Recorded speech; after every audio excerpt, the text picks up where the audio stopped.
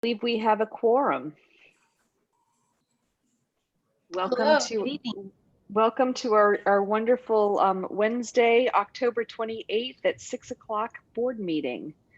I believe, let's see here, are we missing any board members at all? I see Brian, David, Diana, Marianne. Is Kevin on? I don't see Kevin. I don't Okay. see Kevin. Okay, thank you. I just wanted to make sure we have everybody that's that's supposed to be here. I wasn't sure if he was attending or not. I know he had family in from out of town. So on that note, I will go ahead. Oh, we got some people admit. I will open this to any comments from the public. A couple of caveats. Please make sure you keep it to 3 minutes, and I have my handy timekeeper already, I'm sure, David. I am ready. Thank you so much. But I will at this time open it to any comments. You may raise your hands either on your video or on your hand on the screen, and I'll open it up now. Comments from the residents? Do you see anyone?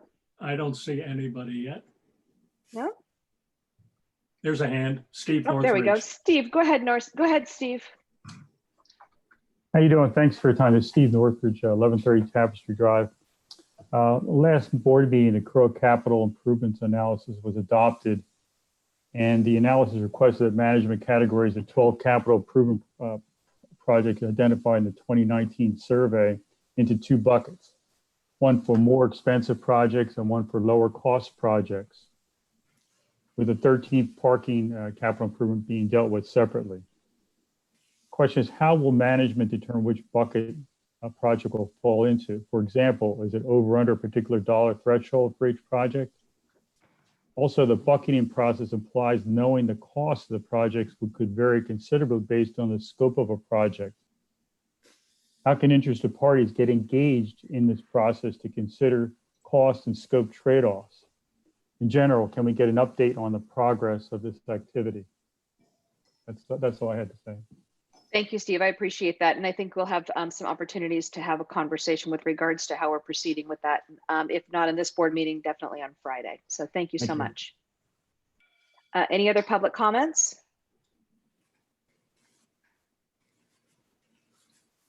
Going. Gone. Thank you all for attending. I love that we have continued our attendance. Thank you. On that, can we verify that the meeting was properly noticed? I see some head nods. It was. Yes, ma'am. It was properly noticed. Thank you so much. Can we verify we have a quorum? I just saw that Kevin chimed in too, so he's here. We have a quorum. And Marianne, yeah. Marianne jumped on as well. Yeah, I saw her already. She was on there earlier. Thank you. Any other? I'm back. We're good with that? Okay, so Pledge of Allegiance. Could somebody please lead the pledge or pledge silently? Anybody? I pledge of allegiance. To Go ahead, David. To the flag flag of the United States of America and to the republic which which we stand, one one nation, nation, under under God, indivisible, with liberty and with liberty, justice justice for all. for all. Thank you all. And I love the flag on our screen. Thank you so much. So on this, I'll call the meeting to order. Do you have a motion to adopt the agenda? So moved. Go ahead, Marianne. I'll do. Marianne can move, and David, I'll are you willing to second? Perfect. Thank you so much. All in favor? Aye. Any opposed? Then do I have a motion to approve the minutes for the CROA board meeting 9/23/2020 and the CROA workshops 9/04/2020, 9/18/2020, and September the 25th, 2020. Again, these have all been reviewed by the board prior to it appearing on our agenda. Do I have a motion? So moved, Marianne. Thank you, Marianne. Do I have a second? Second. Thank you, Brian. Discussion? All in favor? Aye. Any opposed?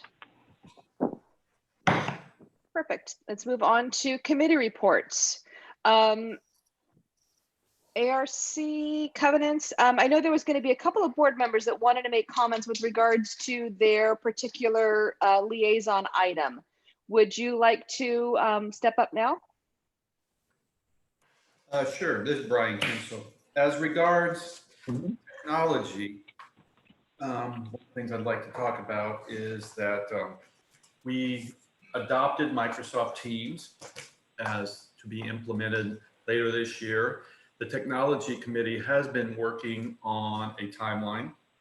The timeline I sent around to the board members today and management will kick in early November and run through Thanksgiving or a little thereafter. It will involve a complete transition to Microsoft Teams.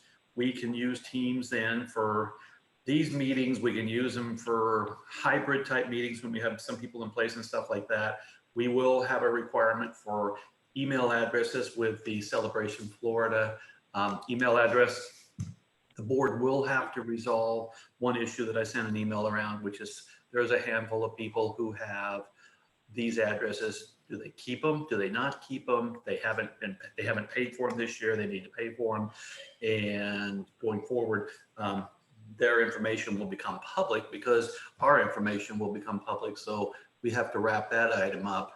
There will be a need for board members and management and other committee members to go through a training session and some stuff like that. And we will have hiccups and other things like that. But Jim assures me it's not brain surgery, but it is something that as we go through the fourth quarter, we got to do so that we're really off and rolling in January 1, I hope. Thank you, Brian. Any questions or comments from the board with regards to technology?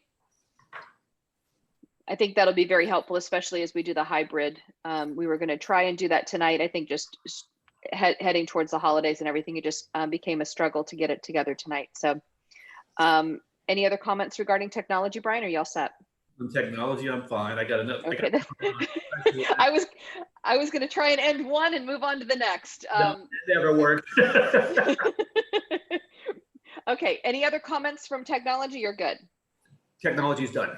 Okay. Perfect. Next, Brian. I have is the we all know that Oktoberfest was a success. I think Neil's going to comment on a little more later than that. But we, I went to the recreation / it was actually special events meeting, and we had a lot of people who didn't show up. I think we have the ability to expand pods, and I want to make sure that that does not get lost. We had good distancing, but with people not showing up. But the fact that Oktoberfest was really a trial run, a very successful trial run, but the speaker system was very good. The sidelines were very good. So, we had people who couldn't go to that, who could have. And I want to make sure that with our November and December events that we really add pods in the back and along the sides, because the reality of the matter is you're going to come up to the day and someone's going to get sick and there's going to be some of this stuff like that. I mean, you can't overbook it by 100%, but you could certainly overbook it by a small amount and have it spill over into the back. So I just wanted to bring that up as an item. Thank you, Brian. And as a side note, I received nothing but absolutely fantastic comments regarding the social distancing, the event itself. I watched a little bit online, and I know there were a couple other board members that were on there online watching it through our Facebook Live also. So thank you. Any other comments from the board with regards to special events that Brian brought up? Yeah, this is David. Can we have a debrief on that during our workshop on Friday?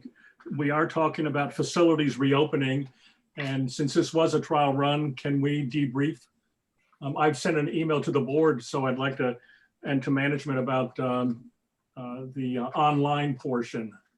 So can we discuss that at that point? We should have time to be able to do that in the facilities reopening portion without any problems, David. Yeah, because that'll be prior to the next one coming in middle of November. Yeah, and I think there'll be enough time to take Brian's suggestions to hand also to make sure that we have enough for those people that are in waiting list.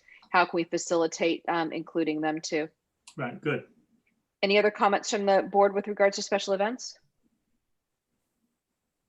We had another special event last week with the drive-through. I heard great comments about that too. It was Yeah. fantastic.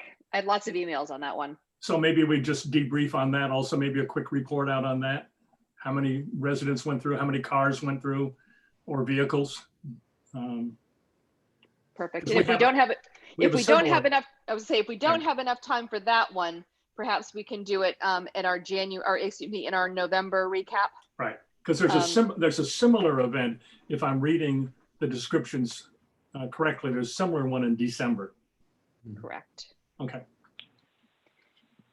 Any other comments go ahead. We have one more special event. This is Susan's last board meeting, and Friday will be her last workshop. So we should acknowledge that and all her service as a special event. I was going to get there Thank too. you. Thank you, Brian. Thank you.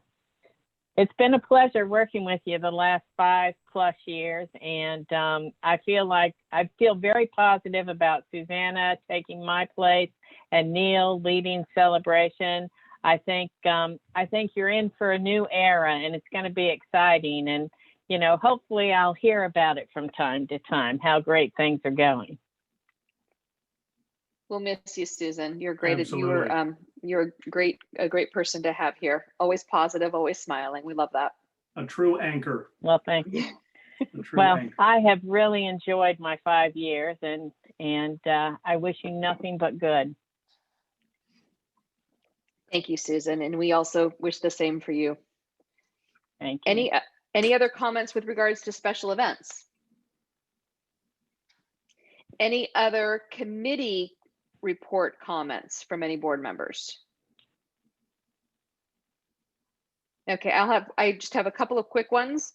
For ARC, we have a couple of things that are transition. It's actually ARC is going to be coming up on our agenda. But we will, Jessica is moving from ARC and moving into Susanna's position. So we'll be having a new person coming in for ARC staff. Yes. And then we're looking forward to Jessica in her new role, and also whoever the new ARC coordinator is for that too. Thank And you. then, absolutely. And then I did attend the recreation. They did a tennis workshop on Monday and discussed the tennis courts and things like that. And there'll be some things coming from the committee as recommendations moving forward on tennis. But right now we're going to stick with programming and everything as is. If anybody has any feedback from any residents with regards to that, please just forward it on to the recreation committee, please. Any other committee reports? I know we have an action item on the RFP task force, so we can hold off on that. Correct. Anything else? Any liaison reports? CCDD, Osceola, or Island Village? Brian? I have nothing. I know they had a meeting last night, but I had a conflict. Okay. And Kevin, I think you're also on for Osceola County, if I remember correctly. Sorry. Any other updates for anybody? Is there, I saw an update, maybe Neil or someone can update the community on the what the county has done with the scooters. Yeah, I had a conflict, schedule conflict, but like kind of in my opinion and kind of a 180-degree turnaround, the commissioners have now put at least some dedicatory instruments in place that once they bleed down and trickle into the HOA, we, meaning CROA, are going to have what looks like the ability to start enforcing scooter rules / laws within CROA property. I don't want to get too hyper and excited about it yet, because it does need to like trickle down to us. But my previous meeting with the Commissioner Chowdhury, there was no indication that would even happen. And I guess maybe they all ordered pizza and I don't know, hashed it out. But it's good news that CROA looks like we're going to be able to have some control over our property and what's best for our homeowners and our residents in town. I understand the rule is that 51% of the residents or the commercial businesses have to request that the scooters be allowed, or they're not allowed.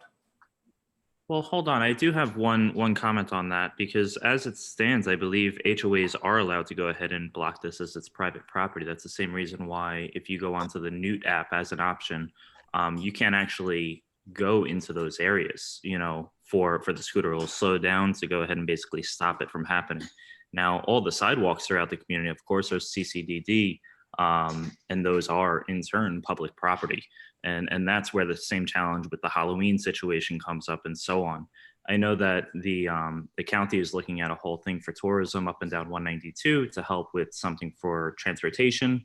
And in there, it came out, I think it was last week, of different options. Celebration is on the list. In fact, I think it's called the resort area, is what they're referring to us as. And it allows not only special transportation like autonomous buses up and down 192 or these scooters being options. They're looking at all these different options that will in turn include celebration and other areas on and off 192 for that transportation. The scooters are still one of those things. So I'm happy to forward that off to the full board, that email that I did receive if you haven't had that. Thank you, Kevin. I appreciate that. Any other comments with regards to anything for CCDD or any of our liaison reports? Island Village, anything? I had circulated to the board. Oh, yeah.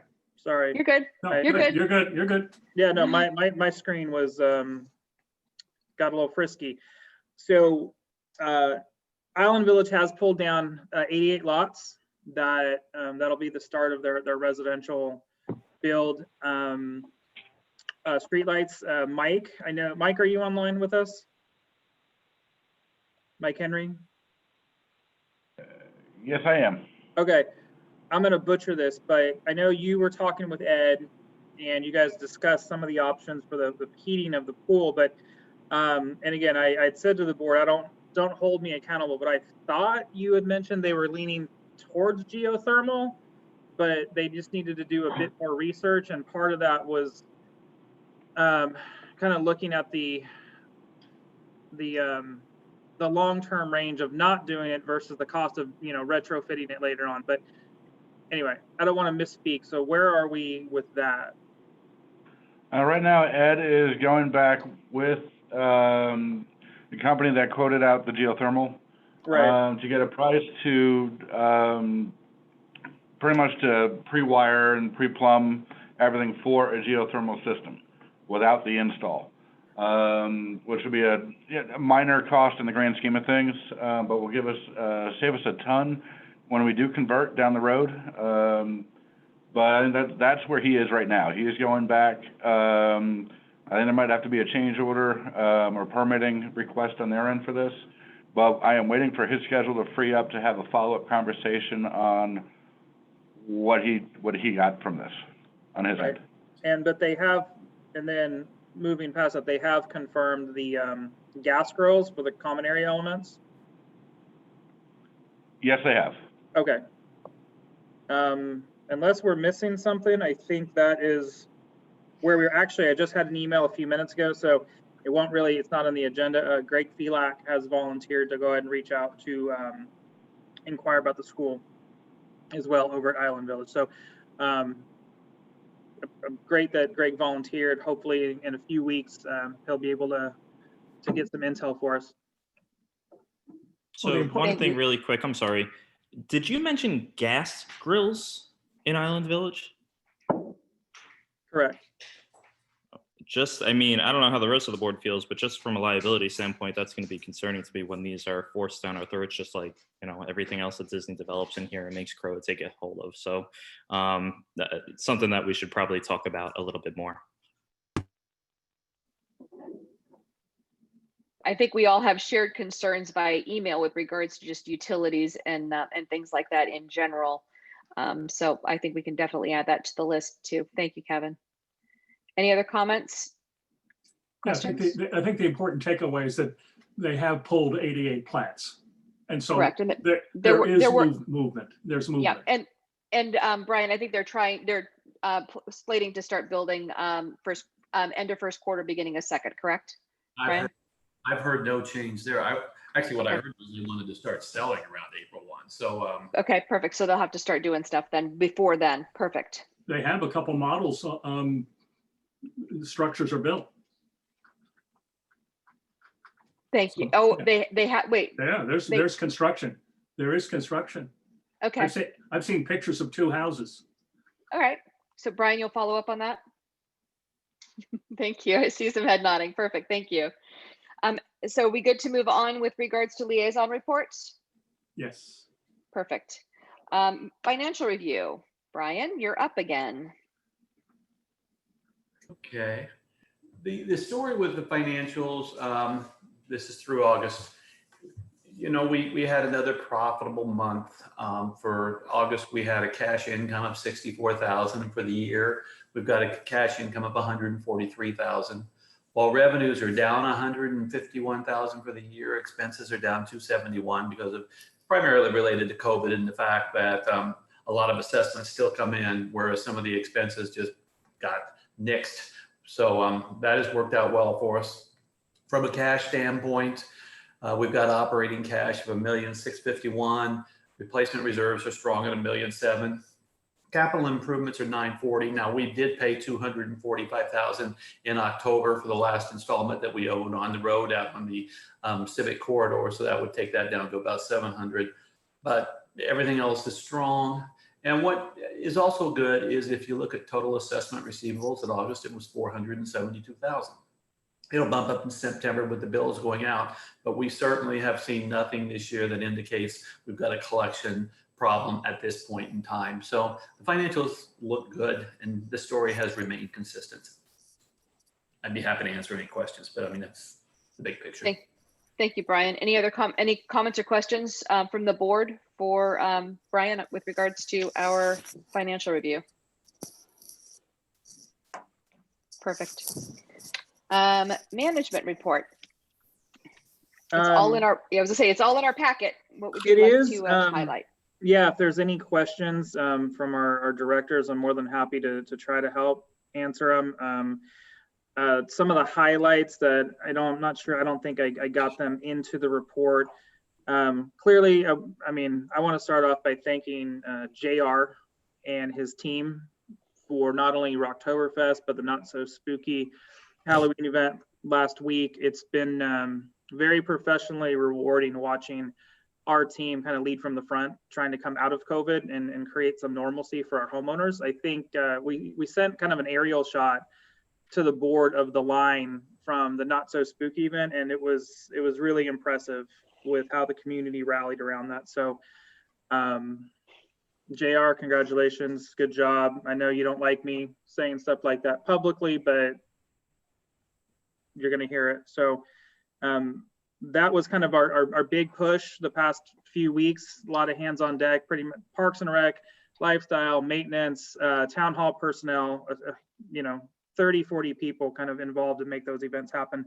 The board, you'll see through some of our emails that on the November 13th workshop, Ken over at Celebration Sanitation Services is making a proposal with Island Village and come on with some the recycling kind of ramping up. He's looking at reinvesting into his equipment for Celebration. So just heads up, that's coming.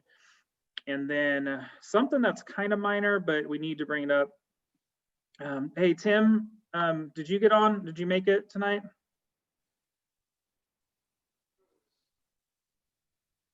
I see Tim. He's on. He's on somewhere. Tim, you're muted. All right. Well, maybe. Yeah.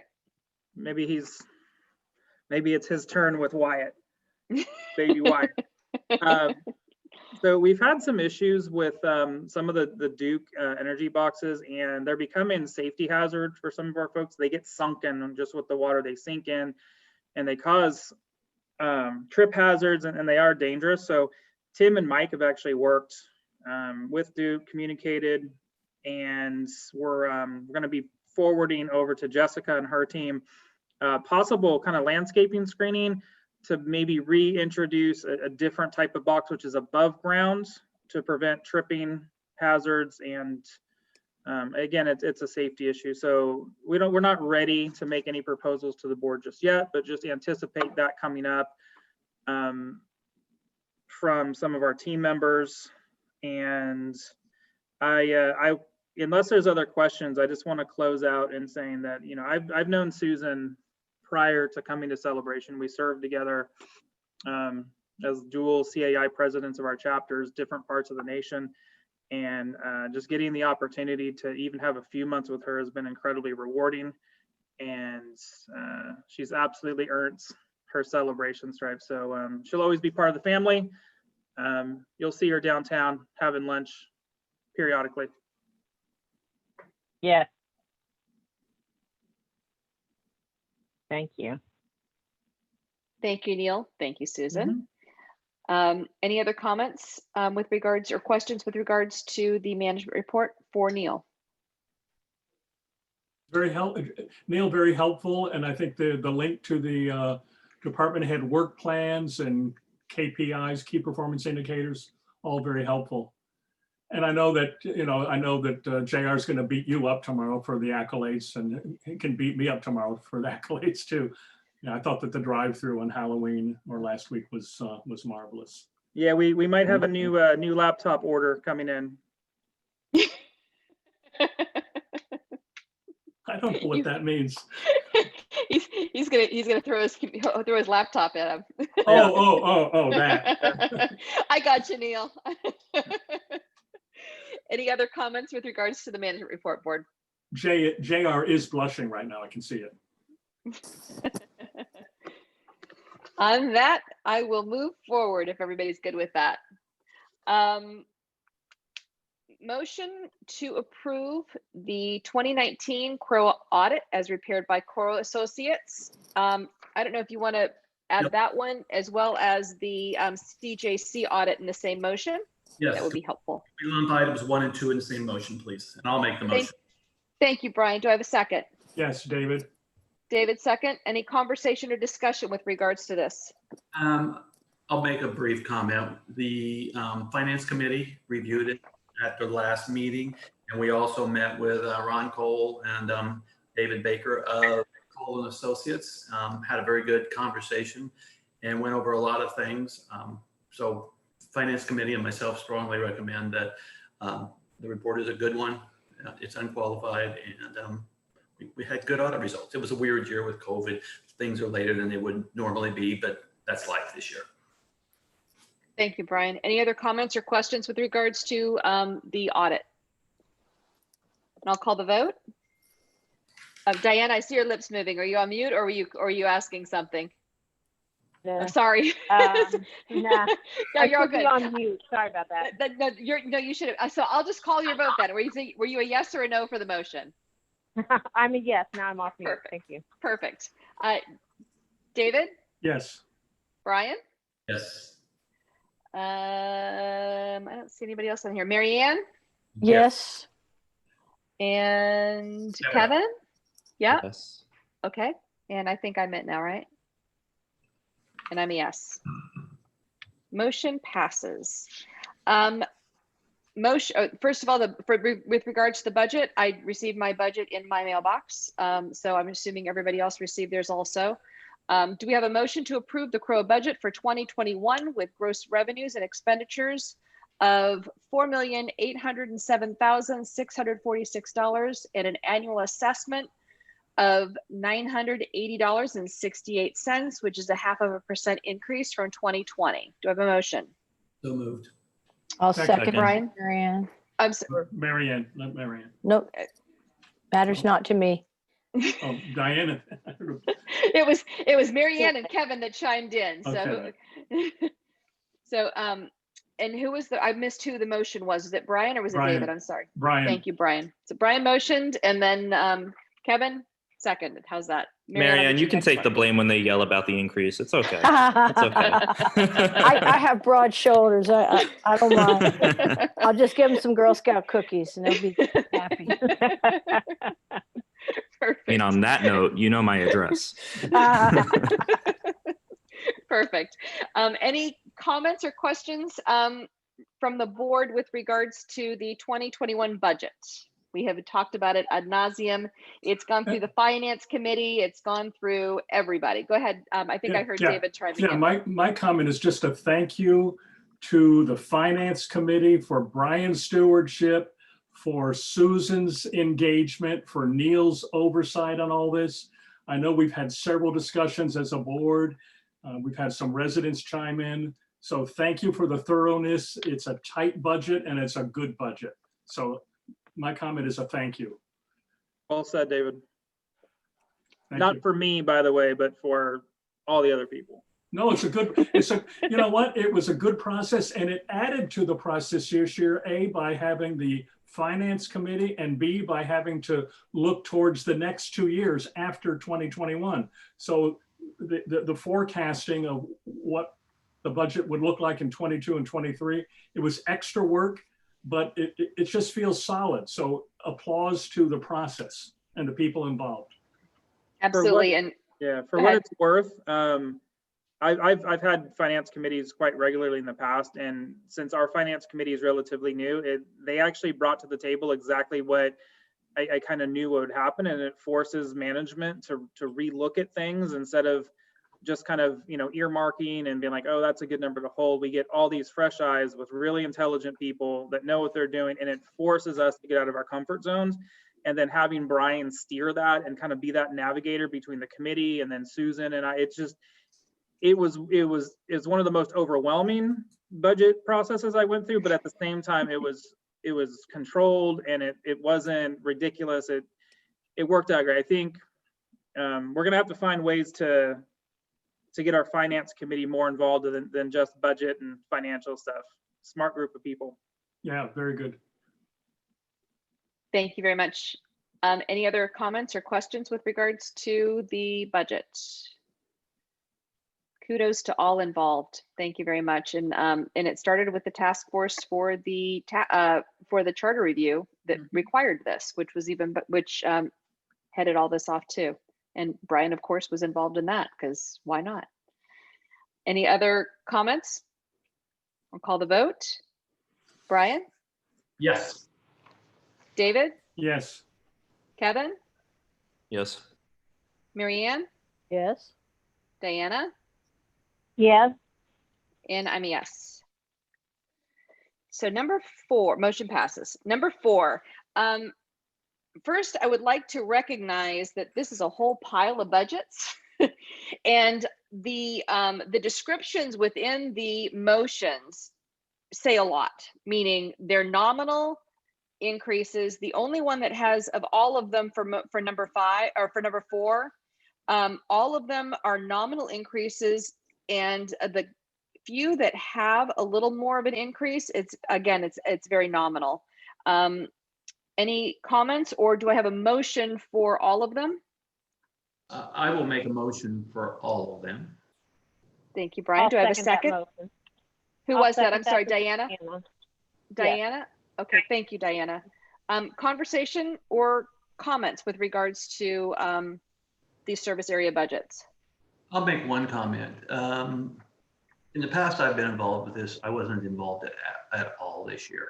The process of having service area committees and of having committee residents in these service areas get more involved with management has worked really well. That's something we've been working on over the last couple of years.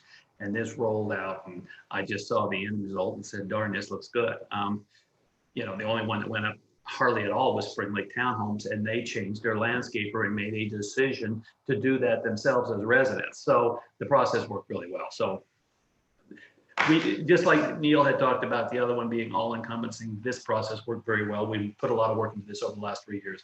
I think we're seeing that benefit now. May I add one more thing, Brian? This is Susan, and I wanted to add that Spring Lake Gardens is the one service area that is not on this, and it's on the agenda for 10:30. And we fully expect that we'll have a budget in place by the next board meeting. And it's regarding landscaping was the holdup on that one too, correct, Susan? Exactly. Okay. Yes, ma'am. and the board, several board members have been involved in that at some level, as well as receiving emails and what's going on. So thank you so much for that. I appreciate that that caption, Susan. Any other comments, board? I do have two just general questions, and they could be we can talk about this during an executive session if necessary. But I did notice that, for example, South Village, Savannah Square, those are all remaining equal to what they were last year. I want to share that that's just while I respect the finance committee and I fully trust Brian with the numbers, so I'm completely on board for this because he's on board for it. But it's just something that I recognize is, it was a surprise to me. I will share that. My secondary comment / question is just clarification regarding the service area manager and ensuring that that is fully being covered by these service areas and no longer subsidized through the CROA budget throughout the community. Is that correct? It is being fully subsidized, the service area manager and the assistant. And that's why last year the admin fee went up from $17 to $20 after not being increased for many years. Thank you. They actually do an expense itemization that Mm-hmm. supported there, right, Susan? Yes. Thank you. Are we good with that, Kevin? I'm not sure. We'll have to just maybe follow up with regards to your two specific questions because I'm really not sure where they're at. Well, I think the second we got, and I think the first one. I think the first one would have to go to executive session. We all know what it is, and there's no. Yeah, exactly. Okay. Any other comments or questions other than the one that we will table for an executive session? Of all the documentation and all that's public, all the documentation is very clear. So absolutely. Thank you. Then I'll call the vote. Mary Ann? Yes or no? Yes. Diana? Yeah. David? Yes. Brian? Yes. Kevin? Yes. And I'm a yes. Perfect. All right, so number 4 is done. Number 5, I had a little highlight to that one. Number 5, appoint Alex Reyes as the Architectural Review Committee, or in the for the Architectural Review Committee. Just as a quick heads up, he was actually a chair at one point in time, had to step down due to just work obligations, and I think that having more at-home time has helped to free up his schedule, so he is willing to pop back on again. So I've had a great opportunity to work with Alex in the past, and he's a great person to have on with his expertise for the ARC committee. Do I have a motion to approve him? I'll make the motion for Alec. Thank you very much. Kevin is a motion. Do I have a second? Second. Go, Brian, go. Brian's a second? Yeah. Then any questions or comments? I'll call the vote. Mary Ann? Yes. Diana? Yes. Kevin? Yes. Brian? Yes. David? Yes. Perfect, and I'm a yes. Alex is officially on. Thank you. And absolutely. And now that Alex is officially on, Jessica, since we're on ARC, Yes. can you, we still have 3 ARC committee members now, correct? Because Correct. Michael is officially resigned as of midnight tonight, correct? Right. Officially Due to- submitted yeah. his resignation, and he was staying on board until Alec got voted in. Perfect. So, so all of the future information will go to everyone. Will go to the new 3. Right. Right. And Going who's to forward. say Celebration doesn't play politics? Oh, there was no politics. I'm on that kidding. one. I'm kidding. It's all good things. And there is an additional vacancy, or now 2, for Right. anybody in the community that would like to go ahead and put their name in. Correct. In fact, there's a sorry, Vanessa, I didn't mean to interrupt you, but in fact, Go there's ahead. an application for the next board meeting agenda. There is an applicant for the ARC committee, so that'll be looked at next meeting. Perfect. So we will have and depending upon that one, we still have an open position. So I think it's important we recognize that we are looking actively for ARC, Yes. qualified ARC applications. This is something that is in our charter, and it requires a level of expertise with regards to construction and things like that too. So anything with anybody with experience is always welcome too.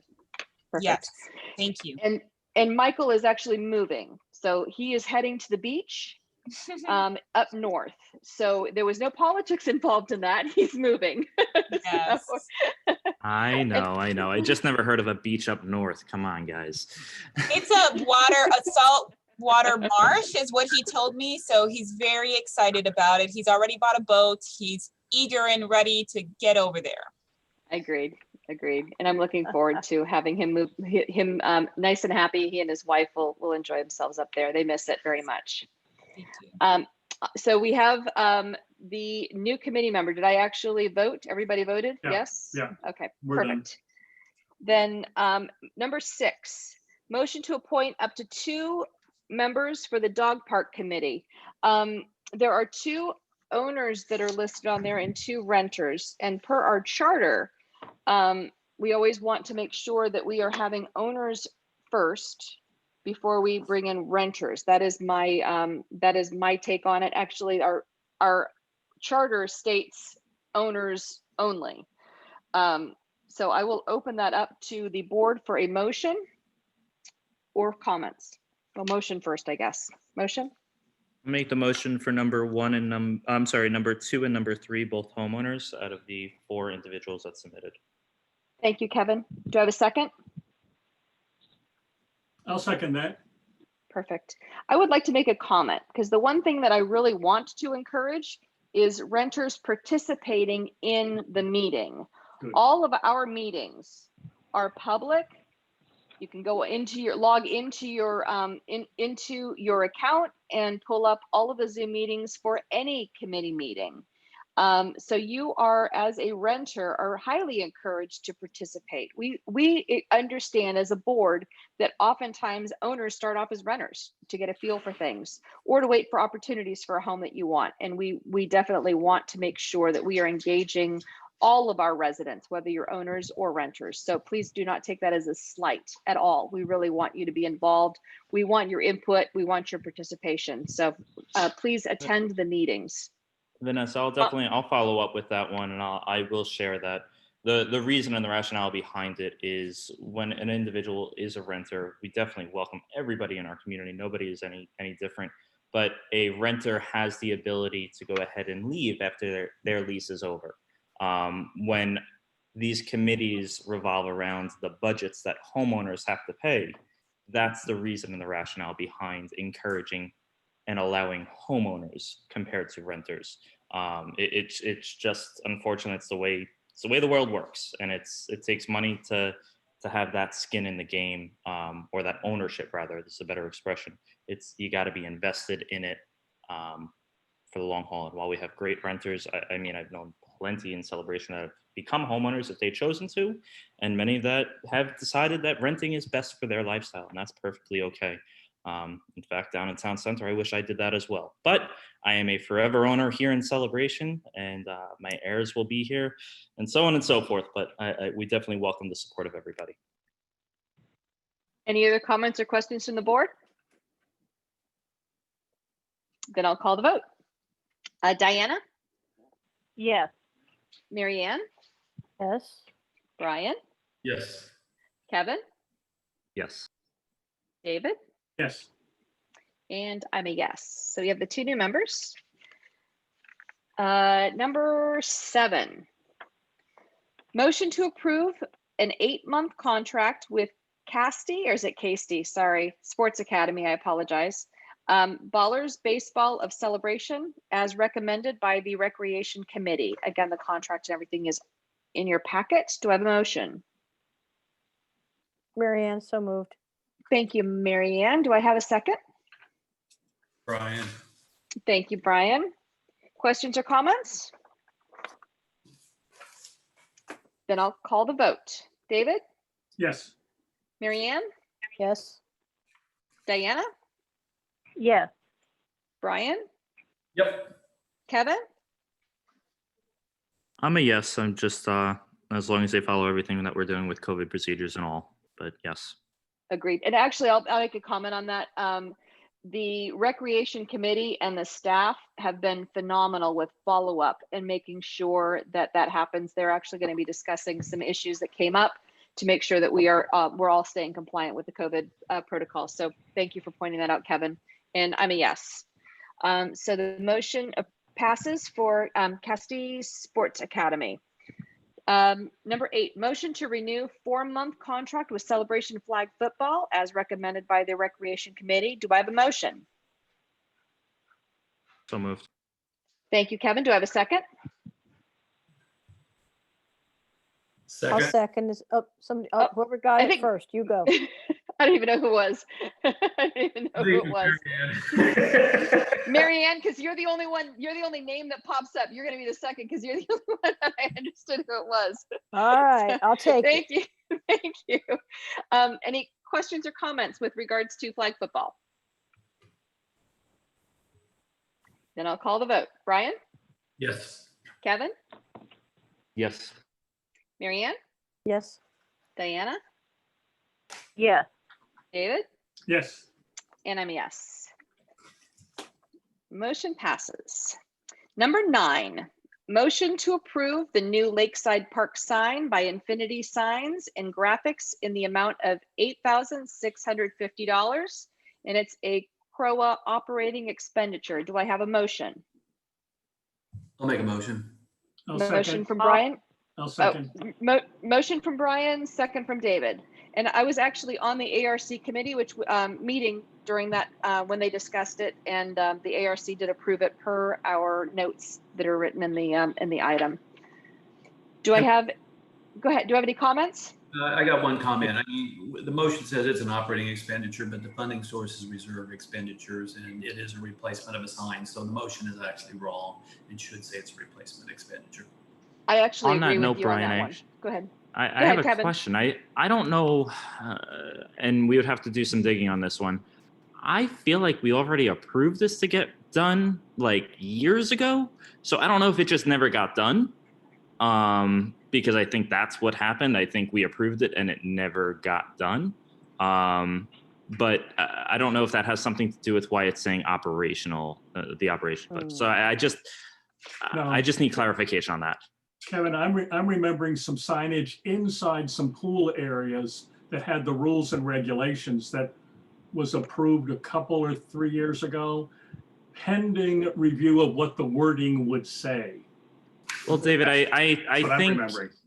so. There's actually something I actually specifically remember this day because I brought it up to you because the writing was incorrect grammatically, and I asked you to go ahead and say, hey, what does that look like to you? And then it got painted over in the same color brown that the rest of the sign is. So we just blocked it out along with something else. So that's why I remembered this so clearly. And I just want to be sure that we're not making a motion when we've already done the motion. I don't think it was for this sign. I think it was inside the pools. Because what I'm remembering from that is that the no smoking on pool area, pool deck, was a sign in a display unit, but not in the signage inside the pool area. Because I have had Oh yeah, residents. pool signs got done throughout the community. I'm gonna But anyway, backtrack. but this- Wait, I'm but gonna that's not this. I'm gonna backtrack because in this particular situation, it's a totally new sign. The sign a that new we have sign. up, the sign we have up is degrading. Right. Susan, are you good with us changing the motion to the Absolutely. okay. Reserve. So Yes, Yep. absolutely. so Brian, whoever motioned, I don't remember who motioned. Was it Brian and David? I don't remember now. I think Brian yeah, and David, yes. yeah, Are you good with amending your motion? yes. You're talking in mute, but I can see your mouth moving, so you're good. Yes. Sorry. Thank you. All right. Any other comments or questions with regards to this, the park sign? It's actually It looks beautiful. good. It looks It's going to be grand. beautiful. It It'll looks- look beautiful. It looks grand. It looks grand. I'll Agreed. save other comments on signs and replicas of this one elsewhere for a workshop. But this looks great. Very classy. Excellent. Mike, any comments that you'd like to add before we vote on, or are you good with us calling the vote, moving on? I'm good. If you just have any questions, please let me know. And Vanessa, I know you were on the call before. The changes that were brought up by the ARC have been done regarding the font and the exterior posts. Perfect. Thank you so much. I appreciate that. Then I will call the vote. Brian, Yes. David, Yes. Kevin, Yes. Marianne, Yes. Diana, Yes. and I'm a yes. Sign passes. Number 9. Okay, number 10, motion to approve a 3-year contract for internet service to the maintenance shop by Smart City in the amount of $169 per month and a one-time $250 installation fee as a CROA operating expenditure. Do I have a motion? So moved, David. Thank you, David. Do I have a second? Miss Marianne, I'll second. Oh, Marianne let spoke up let first. Diana have it. I'm seconding. I'm all over this thing. Somebody else. Go ahead. Diana's got her hand up. She's good. Okay, so Diana is the official one. Thank you, Marianne. Thank you, Diana. Questions or comments with regards to the internet service there? We need it for For the record, cameras. We can need you it. guys, Yep. Go ahead. Can you guys share information about the Smart City plan and agreement that we have that's not going to carry over to this location? Because it was to be either Smart City or Xfinity, whoever it was that we had the agreement with. I just want to go ahead and for the record have that clarified for the public. Yeah, It was. Go ahead, Susan. let me jump into, and then why 169 a month for just an additional building? I'm just trying to understand. Mike, you want to take that? Mike, are I you was on? hoping Patrick might be able to hop on. I was going to say the same. Patrick, are you on or not? I don't know if is he on. He's on. Okay, I Patrick, am on. you're Can muted. you hear Oh, me? there you are. Okay, perfect. You're My good now. apologies. You're good. Forgive me, I did not hear the question. What is the reason for the cost? Why is it not the Smart City? Why is it a new location? And why is it how is this? Why is it that this is coming before us? Help us explain the additional monthly fee and all of that goes along with it. Okay, so if I don't know if everyone's familiar with the location of the location of the shop, which is and I can't recall the exact address at the moment, but it's that little alcove right next to the Smart City hub, where the maintenance folks operate out of. It's so tucked away in there that there's never been any internet services, and so Mike had some things that he wanted to go over with his folks and make sure that they have access to timesheets and projects and computers and things at that location versus always having to come back to the 851 office to get some of that done. Mike can add more details to that, but this is just a location that's just never had it in for as long as we've been operating. Thank you, Patrick. And I think this, if I remember correctly, where this is it's on Celebration Avenue, right? But it's kind of tucked back there. Is that correct? Correct. There's some heavy Okay. shrubbery over there, and you On may the way to pass it on your way right into Artisan Artisan Park, on the right-hand side. Right. Yeah. Okay. Right past the last property on the right. Okay. I have a couple of questions real quick. We do have a cell phone that we provide to the teams, right? What cell phone provider is that? Verizon. Okay, that's your problem right there. And I only say this with respect. I am on Croton Road, as everybody knows. I had Verizon for 10 years. I turned right onto Croton Road, dead. I had to change to AT&T. I had to change to AT&T. There is zero Verizon service in this area for this road, which that shop is right across the street on the lake. So that's one. Two, and that's just something that's known up and down my street. I didn't figure it out until I talked to my neighbors and said, hey, what's up with the cell phone service in the area? Two, why is maintenance hanging out in the storage center? I mean, if they're out and about, I know they have an app on their phone now, which we've approved, which is fantastic. I'm having a hard time with this dollar figure, especially now more than ever. Kevin, this is Mike. To touch on that, the main reason for the internet is we have a lot of assets there. We have the new pressure washer we're keeping back there, the new gym, and we have no security. Also, So our cameras. rollaway is back.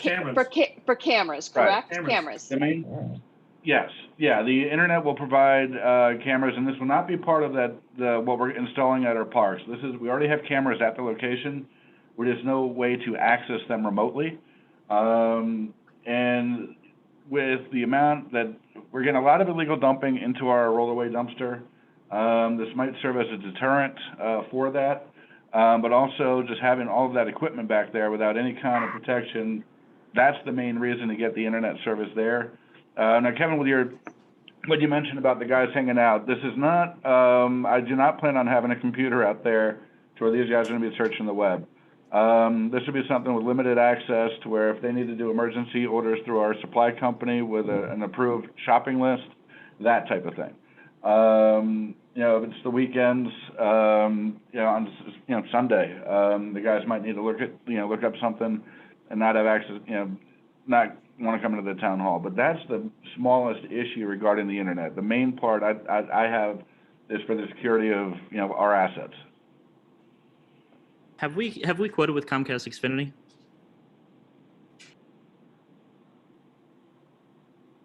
No. I have No. not. I have not. This is one that I went over Patrick's office and asked about the internet, and this is what was presented. Right.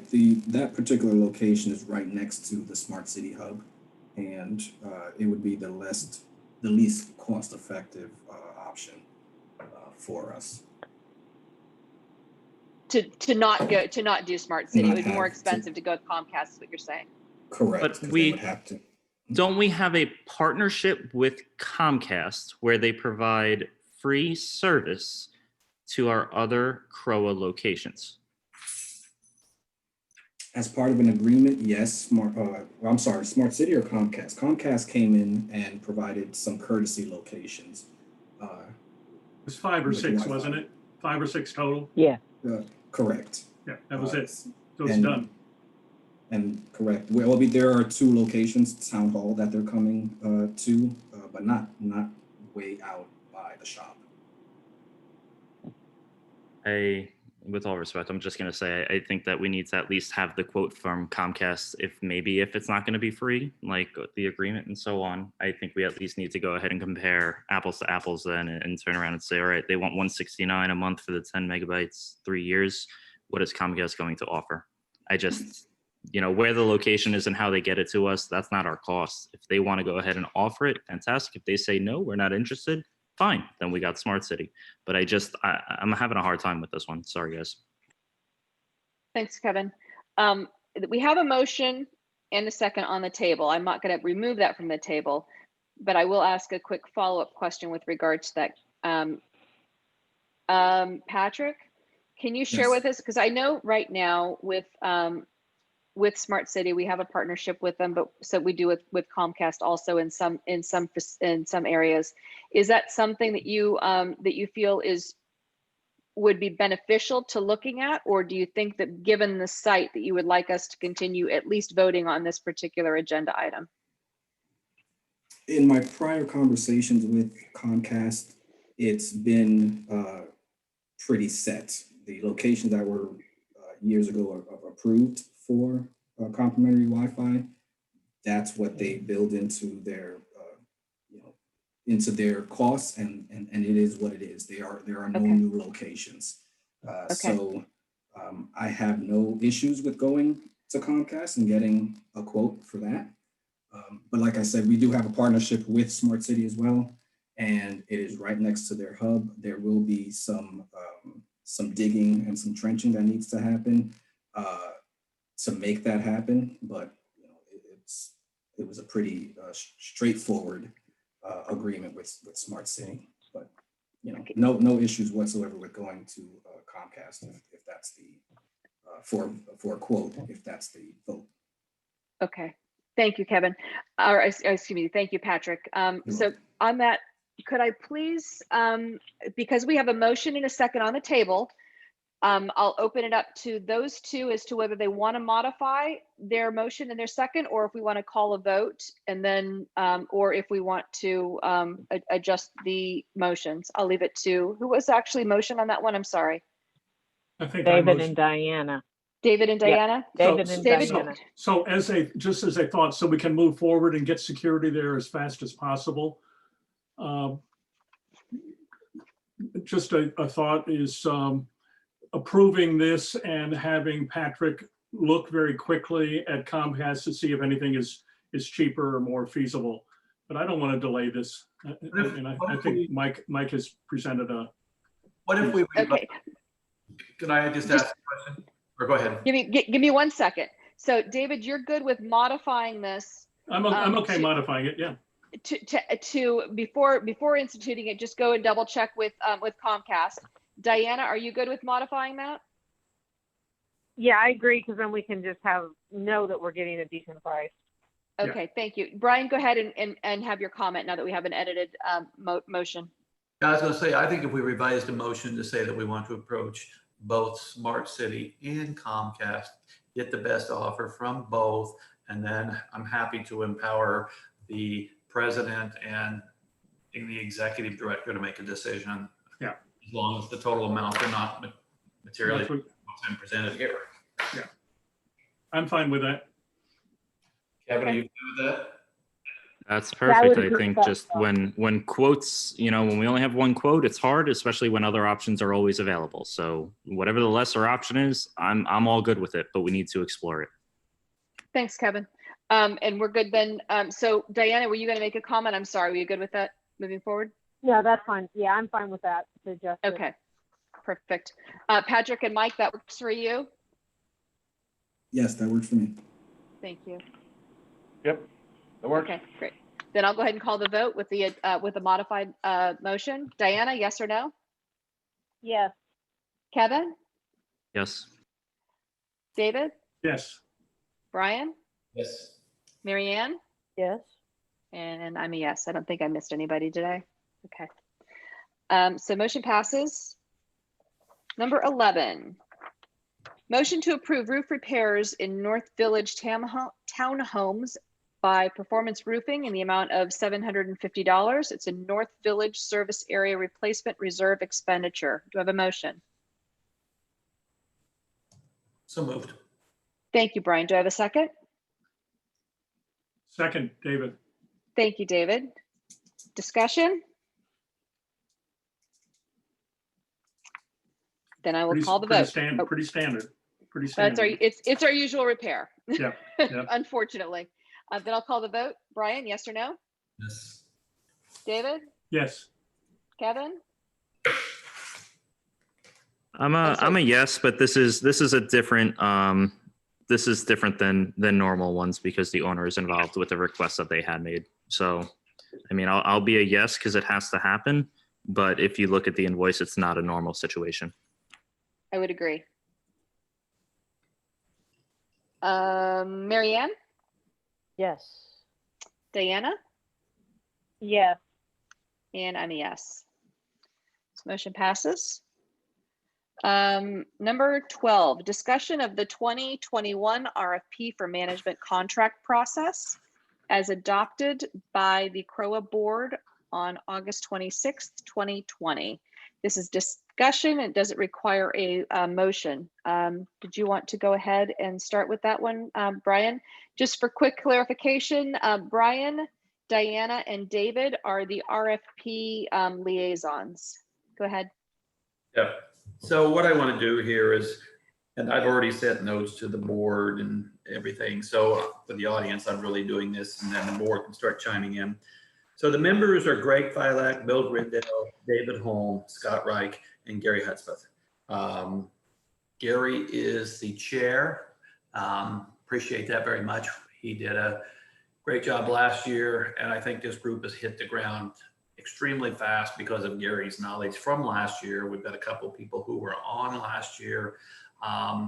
We have had 4 meetings. We had meetings on September 30th, October 6th, October 15th, and October 22nd.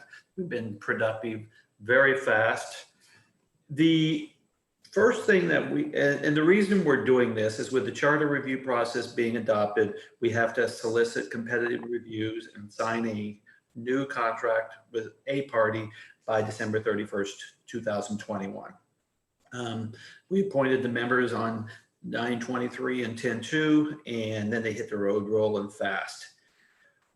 We spent the first meeting or two really getting the rules of the road outlined. What are the committee's roles? What's the board liaison role? What's the board role? And what's the community role? As the board liaisons are strictly liaisons. We provide feedback, we provide input, we coordinate with the board as a whole, but the 5 committee members are the 5 people who vote. It's consistent with how we did the charter review process, which I think worked very well. As regards public, we have made these private meetings. Working with council, we're not recording these and we're not inviting the public. The reason we're doing this is because we want this to be a very fair process.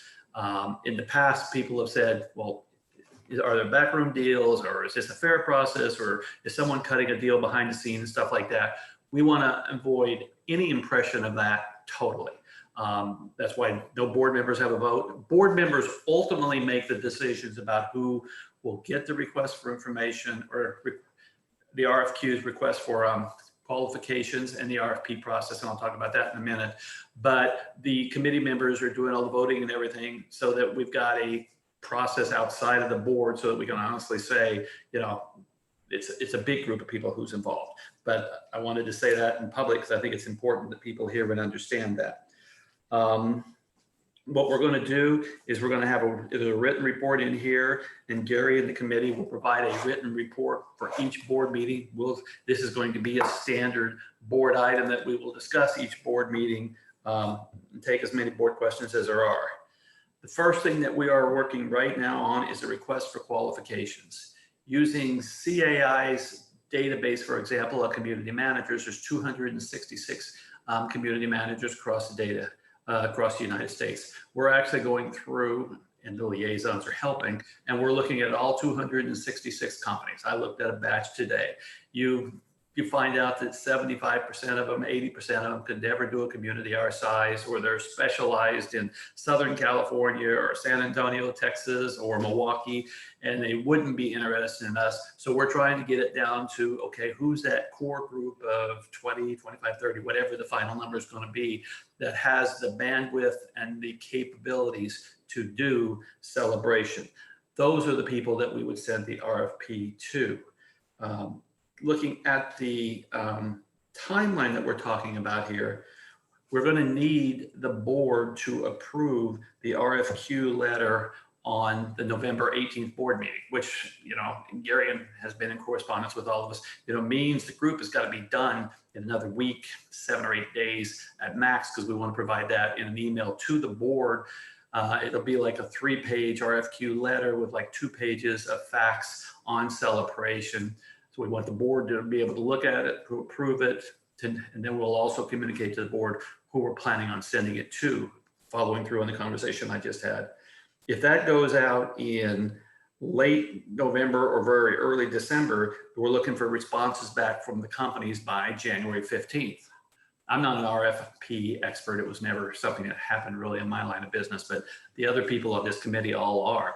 And they said that giving them 60 days like that is actually more time than you would normally get. So we think we're being very fair with the holidays and with COVID in that. We're going to look to have the RFP document done and actually reviewed by the board at the February 24th board meeting, so that this board can approve it. And then we know, okay, we're sending it out to, we'll have looked at the qualifications, we'll have got it down to 2, 3, 4, 5, however many is going to be chosen. And then we can do the mailing very late February, very early November. And then people will have 3 months or so to do RFP responses, and the board will have next summer to evaluate that with the committee and come back with feedback. I'd be happy to take questions from that from the board. The one additional item that we have talked about, we have had comments from people in the community about wanting to at least be able to give the board and the committee their comments, concerns, things that they want for consideration. And we really need a little bit of board feedback. How do we want to attack that one? And before I turn it to the whole board, David and Diana, would you like to add or clarify anything I've said here? I want to clarify just one thing. You're talking about RFQ. I know in the written document it said RFI. We're meaning the same thing. It's just that there's different labels. So when someone reads what we approved already at the August meeting about that, when it says RFI, you're using the term RFQ. That's what we're talking about now. That is a correct statement. It said RFI because I don't participate in this industry. And when the members all got to talking, they said everybody will know what an RFQ is. And I said, or we all three board members said, change it and put it to the right terminology. Yeah. Diana, I think that's a good description. That's a good description. I would just want to add that going through the list of all the CAI available companies or CII members, we're really paring that down from the amount of people that 11 pages of internet listings. I think we're probably coming up with maybe 10, 15 companies that may be able to handle this sort of assignment. Plus, we're also getting some other input from other communities, what they've used as well. So I feel very confident that we're going to do an exhaustive search for the company that's going to be able to manage us or actually want to put in bids. So we will have hopefully have some really good bids to look at. And the RFP committee is doing a fabulous job. Yeah. And if I could add a comment to what Diana just said there, the reason we're really trying to pare it down is because they're going to give us 10 pages of their response, plus they'll give us the traditional marketing materials and stuff like that. And if you end up looking at that from 10, 15 companies that may respond, you're looking at a couple hundred pages. And then you really want to look at them carefully because like I went through my list today and there were 2 companies on my page that were qualified, but they both looked really darn good. And I'm sure there's going to be other ones too. And then you got to really do some digging. So this whole thing is a paring down process of looking at all the available companies. And I think, I don't think you said it this way, Brian, but we're erring on the side of being inclusive at this point.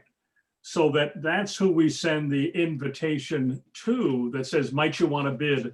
Might you want be considered? Send us your qualification if you want to be considered for managing celebrations. But we're erring on the inclusivity side at this point. And one thing I would like to say is CCMC is not involved at all. And that's not an anti-CCMC comment.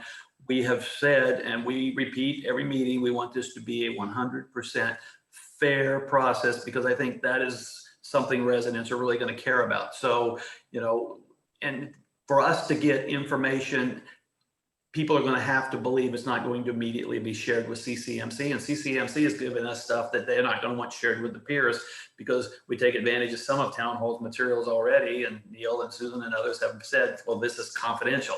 So we're going to respect confidentiality on all sides, but we're going to be able to tell the board and the community that we had a fair process where we looked at everybody evenly. Yeah, and it's doggone thorough. Already it's thorough. And we know how Gary, as chairperson of the Charter Review Committee, handles things. And we know how he's handling things here too. So we appreciate that very, very much. Thank you to the liaisons and to the RFP committee. I will open it up to any board questions now other than comments from the liaisons. Marianne, I don't know if she's still on or not. I know she had to head out. Or Kevin? I do, just for clarification on a couple of things. Number one, I know this is a very, very big undertaking, so I appreciate all that everybody's doing. It's not an easy process, but my big thing is I just want to go ahead and have some clarification just from Tom, the CROA attorney, that we can have these meetings and host them the way that we have them. So I have a hard time. I understand why we want to do it this way, and I respect why we want to do it this way. But it's something that I have a concern with having again, it's going to be perceived as a backdoor meeting. It is not. It is not that at all. However, 720 will only allow us to go ahead and have these meetings in this fashion if it's an executive session, which is with the board only, with the attorney, or for legal or for, I'm sorry, what is it, Susan? Human The resources. Personnel Personnel. matter. Personnel. So ultimately, my concern is how are we making sure that we are following the letter of the law to a T while we're going through this process, number one. Number two, is it better to turn around and recognize, yes, it doesn't make sense to have management involved in this for obvious reasons, but we do go ahead and allow owners to participate in these meetings, just the same as David mentioned with the charter review process, to be part of that and ask those questions or share that concern. Now, I have two other points. One, Wait, Kevin, Yeah. just quickly, do you want the, because we do have a legal opinion with regards to that. Do you want to do that Yeah, first? go for Do you it. want- Okay. Yeah. Brian, I know you spoke directly with Tom. What would you, could you please share with us what his comments were? I'm trying to go from memory here. There's an email. I'll forward it to the whole board afterwards, or maybe David. I think we already got it, but Yeah, yeah, I think it's, I think it's all in there. And what Tom said is because the committee is not making any decisions or expending money, we could have a meeting in private. And that's what we relied on. Because we, in the first meeting, and Tom was at the first meeting as we launched it, we asked that question, he researched it more, and he came back with that opinion. So that's where we're coming up with this decision. That's actually very surprising to me, to be honest. But, you know, the attorney, it doesn't mean they're right or wrong. It just means that they can defend the decision that they make. And that's all that matters at the end of the day. So my second question is, the committee members that we placed on this committee, we placed them on based on that time, their experience from that time or up to that time. I just want to draw attention that we have one committee member that will be walked onto a CCDD seat. I just want to go ahead and make sure that we as a full board continue to support that. And I only say it now because nothing's going to change from now until then, apart from conversation within this committee. So if that's something we're okay with, let's have that conversation. If that's something that we're not okay with, let's have that conversation. It's a concern to me, I think, overall. I think it's a very fair question, actually. Greg and I have talked about it. Greg is already been told by counsel for CTD that he has to behave as if he is on CTD right now, because he's running unopposed. You know, if he votes for himself and his wife votes for him, he's going to win. And so he should be behaving in that manner today. I personally, and I'll ask David and Diana to speak here, I've seen him do nothing that I think makes me think he's biased towards CDD or in any other way there. So I haven't seen it. And I just to add to that, I mean, we've had different scenarios that we've discussed, and I'm only saying the name because he is technically an elected official. But Lee Moore was also on the CCDD, and this same CROA board had some concerns. While it's legal, there was a very clear, it is not, it's not ethical. I don't know what the term that we used at that time, but there was a very big concern of being on both. So I just want to follow whatever we are saying from the beginning to the end. Yeah, and to follow through on that, the question was, could Lee Moore run for CROA board while he's on the CC board and serve on both boards? And there's always a yes. And we got very clear answers that anybody can be on multiple boards if they want to. Greg is not on the board. He's on this committee, and he's one of 5 votes. If Greg votes yes and the other 4 guys vote no, Greg loses. So I think that's a differentiator, but I think the question is a very fair question. No, and I appreciate the answer. And it just comes back to those 2 items going together. 1, of that situation, and 2, not being a public meeting and nobody else can attend. And that's where I'm having this challenge, is we have this secret meeting, and that we could all call it a secret meeting because it is. We know about it, but the information and the context that happens within it cannot be shared. And then we have that other side. So I'm just sharing. I don't know the answer. It's just a concern that I have that some have shared with me that I recognize, and I said, wow, that's actually a valid point. And it's something that I wanted to put forward to make sure everybody has it in their mind as we are moving forward. The last, Thank you, Kevin. I appreciate it. Are there any comment? I'll loop back around because we could honestly spend all night long having this conversation. So, but I don't want to dismiss it either because it is an important context. No, I do have a third comment, but this is why we Go ahead. typically keep discussion items in workshops and not on board meetings. Anyhow, Well, the third comment is regarding the RFP process. I would like to go ahead and ensure that we're looking at recognizing we can actually have service areas, or we should evaluate if service areas could be separately contracted out. There may be a master HOA, and then the individual service areas can go ahead and select within their service area, now that we've created committees, if they feel as though CCMC or whoever may be better or worse of an option for them. I think that is something that we owe to those service committees, to have that voice that much further, because that's been a big fight that I know that I've been part of. Brian, you've been a part of, and it's something that our documents are challenging with, and I think that's intentionally created that way, but I think we owe it to give them that opportunity. Thank you, Kevin. Susan, you're on mute, Susan. I'm sorry. Go ahead. I believe we've gotten an opinion from Tom Slayton regarding them creating their own corporation, if you will. And I believe he said that there had to be three quarters of the members of Celebration had to vote in favor of that. I can forward it to you. I'll find it tomorrow and forward it to you. Thank you, Susan. Thank you, Susan. That actually might be a very critical thing come this next election, to go ahead and make sure in March we put that offer out there to the community, and it allows an additional 9 months of conversation with the board and everybody, if that's an option. Thank you. Are there any other comments from the board with regards to the RFP process discussion that we're just discussing right now? I will say Mary Ann had to step off, but I did ask her if she had an opportunity or had any comments. All she said was the process that's been developed is in accordance with what her experience has been. So Mary Ann, and that's the same thing that she said in her email exchanges also. So this just for public record also.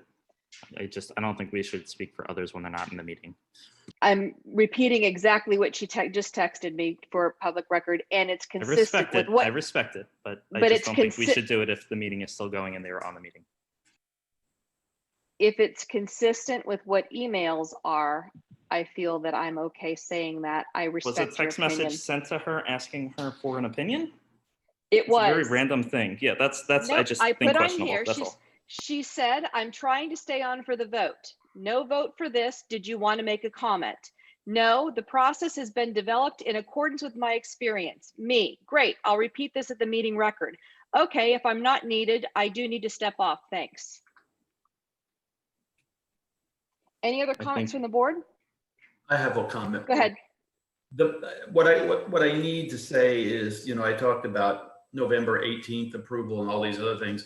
The bus is going down the road at 60 miles an hour. It might be 70, and timeframes will get tight soon. So any decisions we want to make about the public or public feedback and that type of stuff, because Kevin said he's had comments made to him. I've had comments made to me too. I suspect the other board members have too. If we need to have more conversation or make decisions, we need to do those quickly, because right now the charge to the committee is just keep your foot on the pedal, or otherwise we're going to lose the whole time frame. It's a big job. What do you need? Go ahead, David. I was going to let me ask really quick. Yeah, Brian, please. what do you need from us tonight moving forward? I think David and Diana and I would all agree that the process is moving as we have outlined it. To the extent that we want to have more public involvement or want to have a public feedback session or anything like that, the board needs to make a decision.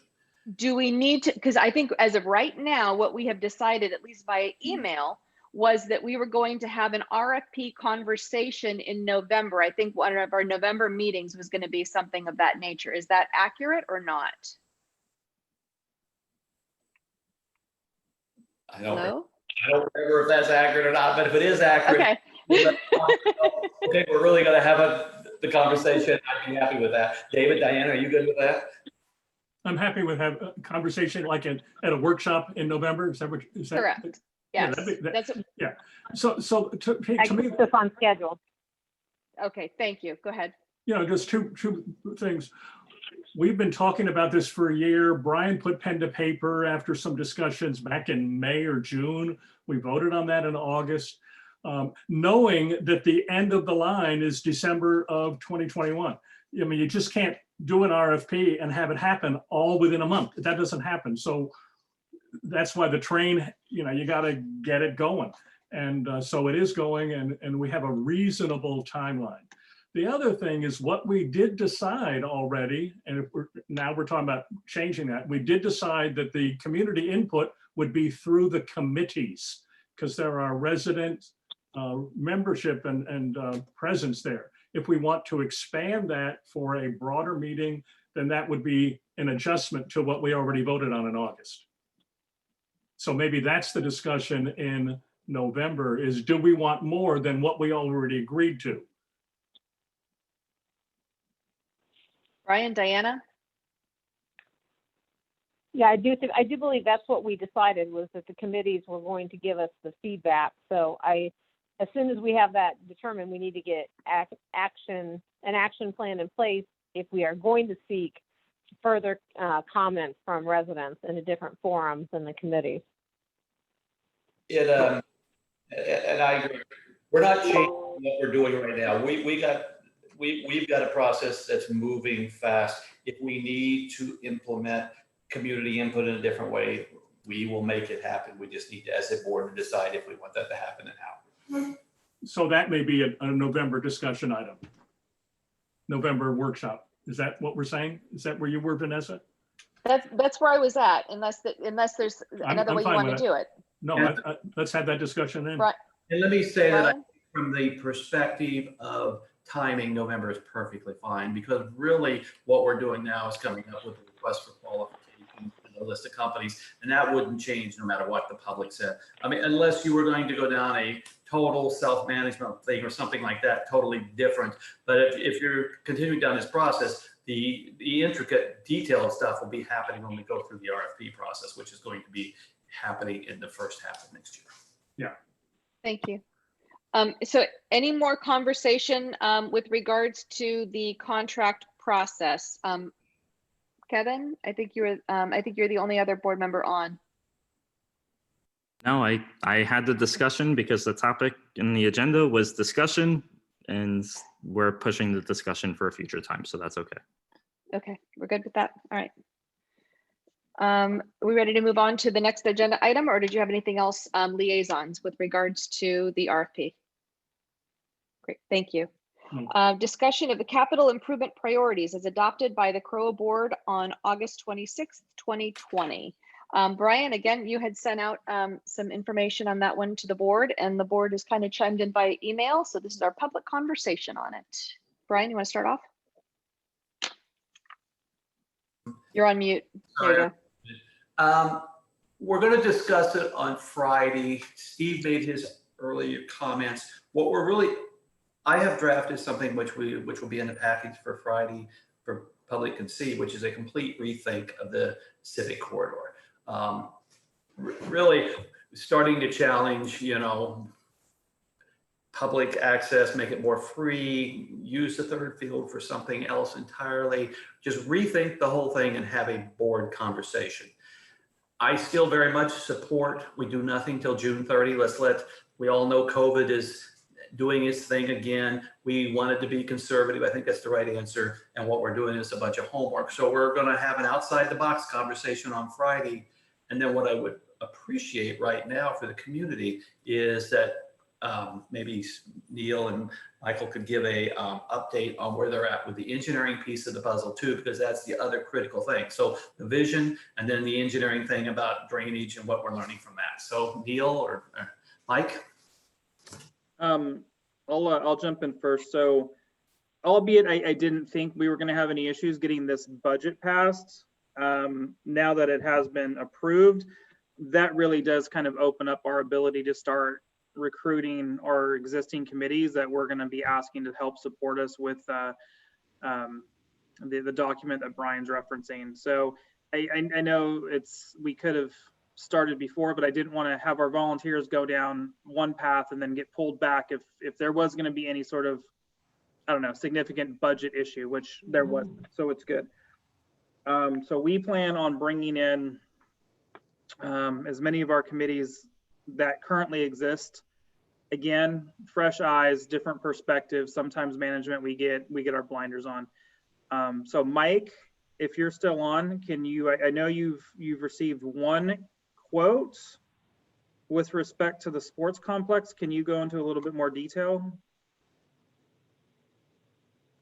Yeah, we have, we received one quote, and the quote is actually for first stages of the investigation of what we're dealing with at the complex. And hey, Mike, real quick, I'm sorry, for the benefit of our owners and our residents, can you just recap what the issues actually are so we're not assuming everybody knows? Sure. Down the sports complex, on the grass fields, between fields 1 and 2, we've had some drainage issues, which are, during the rainy season, have caused some, preventing us from playing on the fields. So what we wanted to do is get engineer out to look and see what is the drainage issue and what is the best fix. Along with that, with the board's recommendation is to find out with our other undeveloped lots along that corridor, to find out what we're dealing with and what would it cost, or what's involved with getting those sites and lots ready for development, either through buildings, parks, pickleball, you name it. So that's where we are right now. We do have one where they're outlining the first stages, which are soil samples, researching current drawings, engineering reports, and coming up with solutions.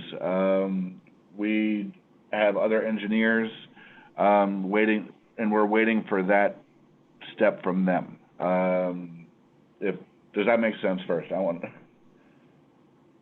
I think it makes sense for all those of us involved, Mike. So thank you for the recap. And again, for everybody, we are going to be discussing this more on Friday in our workshop. So this isn't just the end all be all, doesn't stop here. Thank you, Neil. And thank you, Mike. Any other comments or questions with regards to this?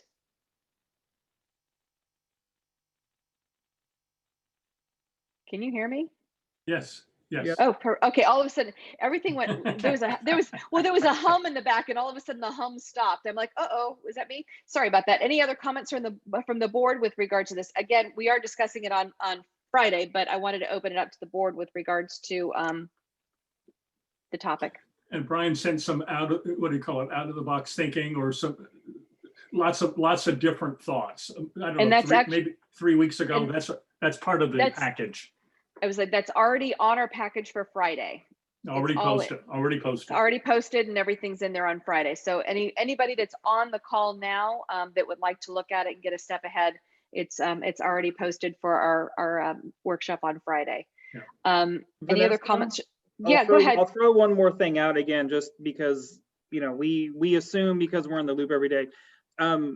Any working capital projects and enhancements, we're not actually limiting it to just the athletic complex. I know it sounds like that's what we're focusing on, but the challenge that's been given to management, and we will work with our volunteers, is there's no limitations of how creative and innovative the board wants us to come back with utilizing existing parks, land, et cetera. It could be sports complex, doesn't matter, of finding ways to creatively bring more amenities into celebration. So it's not just the athletic complex, if we have given that impression. We're looking at anything and everything. Correct. And I thank you very much for that clarification, Neil. Yes, we have given what are our issues, what are our agendas, so to speak, and where can we find a place for them to occur within celebration, regardless of whether they're on the corridor or not. Thank you for that clarification. Any other comments from the board?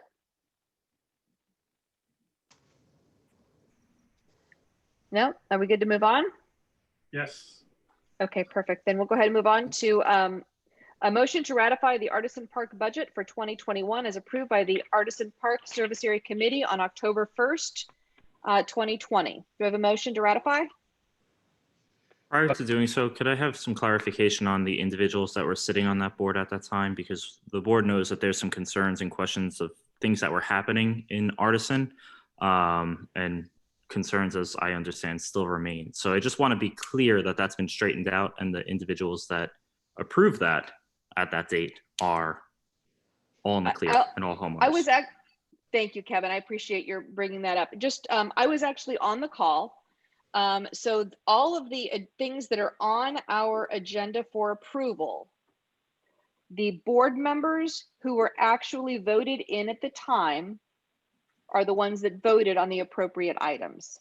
So if they were not already voted on by the committee to vote, they did not vote on the agenda item, if that makes any sense.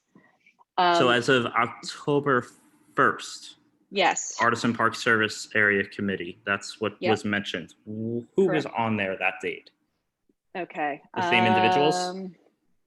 Well, the board, yeah, I'm trying to think. It was Sarah, I think Tanya it was, Filak.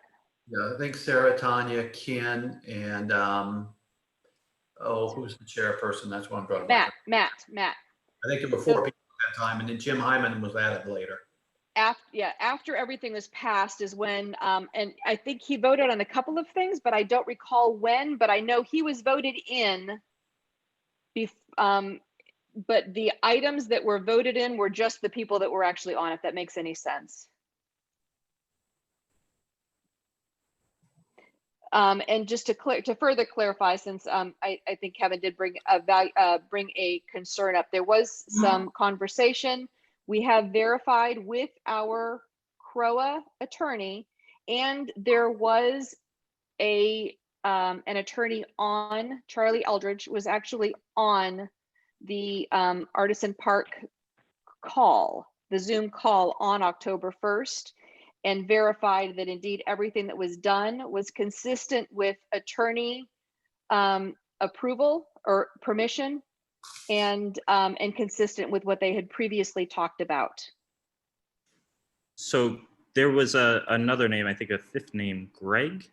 Is that individual, where do we stand with that? As I understand it, Greg was not on. Is Greg currently on? No. as I understand it, Greg was not eligible, and once they learned that, he did not accept the position. So Yeah. he went on to He did. Yeah, he didn't vote. He wasn't on the board. He was. He totally removed himself. It was. Yeah. So no, he didn't do anything. Okay, and that's 100% cleared up now. So thank you very, very much. I apologize for those that don't know the story, but this may be one of those advantages of going ahead and becoming your own association as opposed to needing the signature from CROA every time. And when firestorms happen, well, the reaction needs to be appropriate. So thank you for that clarification. I appreciate that. Absolutely. And I will make a statement that in addition to that, once the residents of that service area vote that person in, they are there until they step back. This particular situation was somebody that was not eligible, that you would refer to, and they therefore did not vote. It was moot. They did not vote for anything that went forward for either of the two things that are up, or the three things that are up on for our ratification today. Go ahead, Susan. And may I also add that Artisan Park is not their own association. They are still part of CROA. It would follow along the same lines as what the attorney told us, and I'll send you that tomorrow. But they are just managed by another management company that specializes in restaurant management. Right, they are considered a little different than that. A little different than that, but it's sure. but it's considered a service area under our documents. They just have their own documents also, so they're able to do a little bit more. So on that note, we have a motion. I'll make the motion. Thank you. Thank you, David. Motion to approve the Artisan Park budget. Do I have a second? So moved. Thank you, Brian. Any further discussion? Turn my camera on. Okay. Diana, since I hear your voice, I'll let you say yes or no first. Sorry, I unmuted you soon. I had to turn my camera on. Yes, thank you. Thank you. David? Yes. Kevin? Now that everybody's behaved, yes. Brian? Yes. Brian? Yes, Thank you. Okay. And I'm a yes. And I don't think Marianne is off, so she had to go to another call. So that the Artisan Park budget is approved. Number 15. Oh, I'm dinging. Good gosh. Okay. Motion to ratify the approval of a 3-year management contract extension with Evergreen Lifestyles Management for 2021 to 2023 in the amount of $15,600 annually, including the terms of the addendum agreement as approved by the Artisan Park Committee at the October 1st, 2020 meeting, Artisan Park Service Area Operating Expenditure. Do I have a motion? I still don't like how this is worded. Okay. So before we add a motion, then Susan, I saw your hand go up. Did you want to clarify anything on this? Well, I think we need to add plus the salaries at a 30% markup. Right. So is that correct, Brian? That is correct. So this, just so everybody in the audience who may watch this knows, it's the exact same concept that happens with CROA's thing, where you have the management employees plus a percentage for benefit, which in this case is the salaries plus 30%, and then $15,600 a year annually. And I think that's the proper way to state it. So Brian, how would you like it stated? Motion to approve a 3-year management contract extension with Evergreen Lifestyles Management for 2023 to cover salaries plus a benefit load of 30% and a management fee of $15,600 annually. Per ratification of the Artisan Park Service Area Committee. Approved by the Artisan Park Committee, blah, blah, blah, yeah. Perfect. Do I have a second to that? Yes, David. Thank you, David. Any comments or questions? For Kevin, I saw you unmuted. Go ahead. Everybody knows I'm a pain in the ass, and I apologize in advance all the time, but I know somebody that listens and asks these similar questions because I was in that seat once upon a time. So we are going out to RFP, and as Susan just mentioned, this is a service area underneath CROA. I have a hard time allowing us to create a contract or enter into a contract that's going to go further than that RFP timeframe. So if this is for 3 years, as an example, and let's just say things change and we don't continue with CCMC, however, another company comes in and offers us a fantastic deal that takes care of Artisan in addition to everybody else in Celebration. This is where I see Artisan Park playing both sides of the coin, and I have a hard time with that. So I just, at this time, I have a hard time going through with a 3-year contract when we don't have an idea where we are as CROA and where we're going to be in 3 years from right now. So I'll open, I thank you, Kevin. I will say we are in a unique situation because we are ratification to what the service area does. However, you bring up a valid point, but I need to open it to the rest of the board to make comments. I had actually thought about Kevin's question, and how I got comfortable with the 3-year period is if we switch from CCMC, we're going to have 12 to 18 months of transition hell. It may be worth it with the long-term deal we get and finances and all that other type of stuff, but we're going to have a major league issue on our plate, just trying to make sure that we've got all the proper employees in place, all the transitions, billings working with assessments, payables, all that wonderful stuff, junk you got to do. So I didn't worry about this because you got a clubhouse there that's being managed and Artisan Park in control of their destiny. That's how I thought about it, but I think it's a fair question. Yeah. And if it's still CCMC, they're not, it's kind of status quo on that at that end. Any other board comments or questions? Go ahead, David. Yeah. And then just go ahead. If there's, I see a hand on there. They're in this particular situation because it's a board only. We're only making comments to board right now because we don't do open to public comments during the board. Go ahead, David. Yeah. No, 2 things. I had also thought of that, but but two issues came to my mind. One is this is for Artisan Park to decide. This is up to them to decide. And second, whatever contract they have, it would undoubtedly have out clauses in it. And that's for them to have determined when they went into this contract. There are options to cancel, or normally there would be. We have that option to cancel with certain kind of conditions and kind of notice. So I would presume that they would have that. And if they haven't, that's really up to them. David, a question for you. Who owns the clubhouse in Artisan? CROA. Okay. So this Correct me if I'm wrong. No, you're correct. We own it. This affects CROA. I have a hard time with that. We are 100% about Artisan if they decide to go ahead and want to promote becoming their own association. It makes sense. I mean, they were part of Celebration at one point, but every resident in CROA ultimately is connected to that clubhouse. So this is we need to go ahead and represent CROA. And that's where I'm having a struggle with this.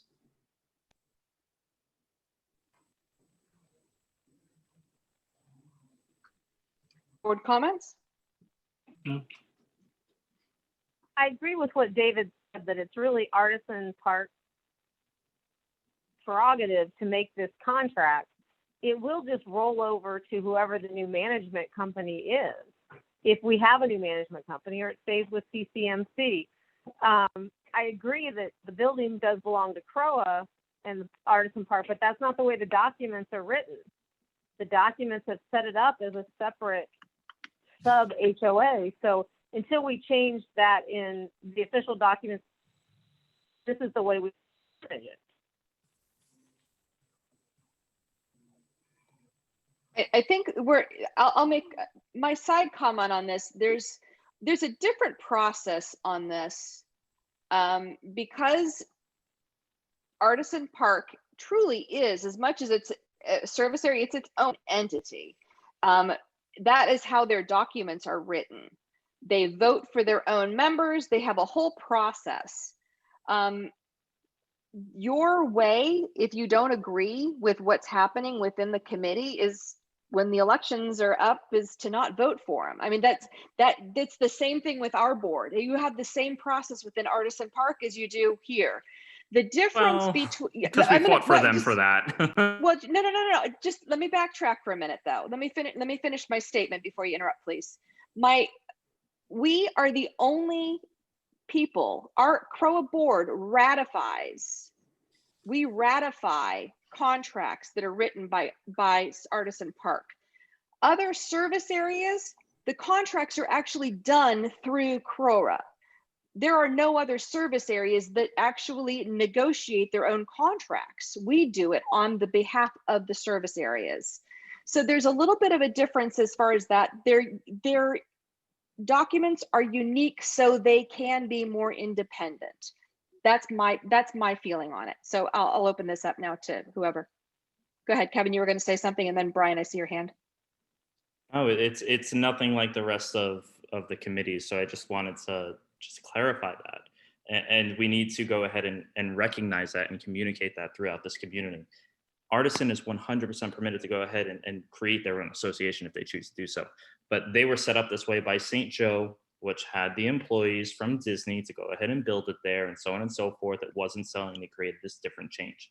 It's all in the history of the way it works. So we just need to recognize it and recognize what is of the greater good for the entire community. Thank you, Kevin. Brian, you were going to make a comment? I have received a text message. I understand that Artisan Park has a 30-day out. If we got better terms, they could take advantage of it. Yes, they could. And that's all of our contracts are the same way. It's a 30-day out for everybody. Anybody else comments? Then I'll go ahead and call the vote. Oh, do we actually have a motion in a second to ratify? Or Yeah, I think we do. We did. Brian Okay, and David. Yeah. Thank you so much. Thank you. I couldn't remember if we were just discussing. Thank you. I thought we had. So David, yes or no? Yes. Brian? I'm a yes. Kevin? I think I need more information. I'm actually receiving some more information from residents right now about this, so I'm going to be a no right now. Okay, that's fine. Diana, yes or no? I'm a yes. Thank you. And I'm a yes. Motion passes. So the motion's been ratified. That was number 15, correct? Yes. Okay. Number 16, motion to ratify the approval of purchase of 8 polywood benches from the patio contract in the amount of not to exceed $3,000 as approved by the Artisan Park Committee at the October 1st, 2020 meeting. Artisan Park Service Area Replacement Reserve expenditure. Do I have a motion? So moved. Thank you, Brian. Do I have a second? I'll second. Thank you, Diana. Discussion? My only question is ARC approval. I presume that that's either occurred or that this is standard with, I mean, just a replacement like for like. It is. I was actually on the meeting and it's a like for like. So there, because I can't, it doesn't say that. Yeah, So I just, okay. Yeah, it was. That's It's fine. actually That's fine. gone. It's actually gone through the approval process That's and fine. everything. That's fine. Right. That's fine. Thank you. Oh, thank you, Jessica. I didn't see. I just saw you had your head pop up there. Thank you. No problem. Thank you. Any other comments or questions from the board? Call the question. Brian, yes or no? Yes. Diana, Yes. Kevin, Yes. David, Yes. and I'm a yes. Okay, we move on to non-compliance items. We got a new update today, Yes. moving it to, what was the number 14 items? 14 Do we have a items. motion? Thank you. Motion to initiate the finding process for 14 non-compliance items through the notification of the Covenants Committee meeting to confirm or reject the fine. Do you have a motion? So moved. This is Diana. Thank you, Diana. Do I have a second? Second, David. Thank you, David. Discussion? Pretty standard. Then I will call the question. Brian, yes or no? Yes. David? Yes. Diana? Yes. Kevin? Yes. And I'm a yes. Motion passes. Number 18, motion to approve the conversion of 4 fines to specific assessments. Do I have a motion?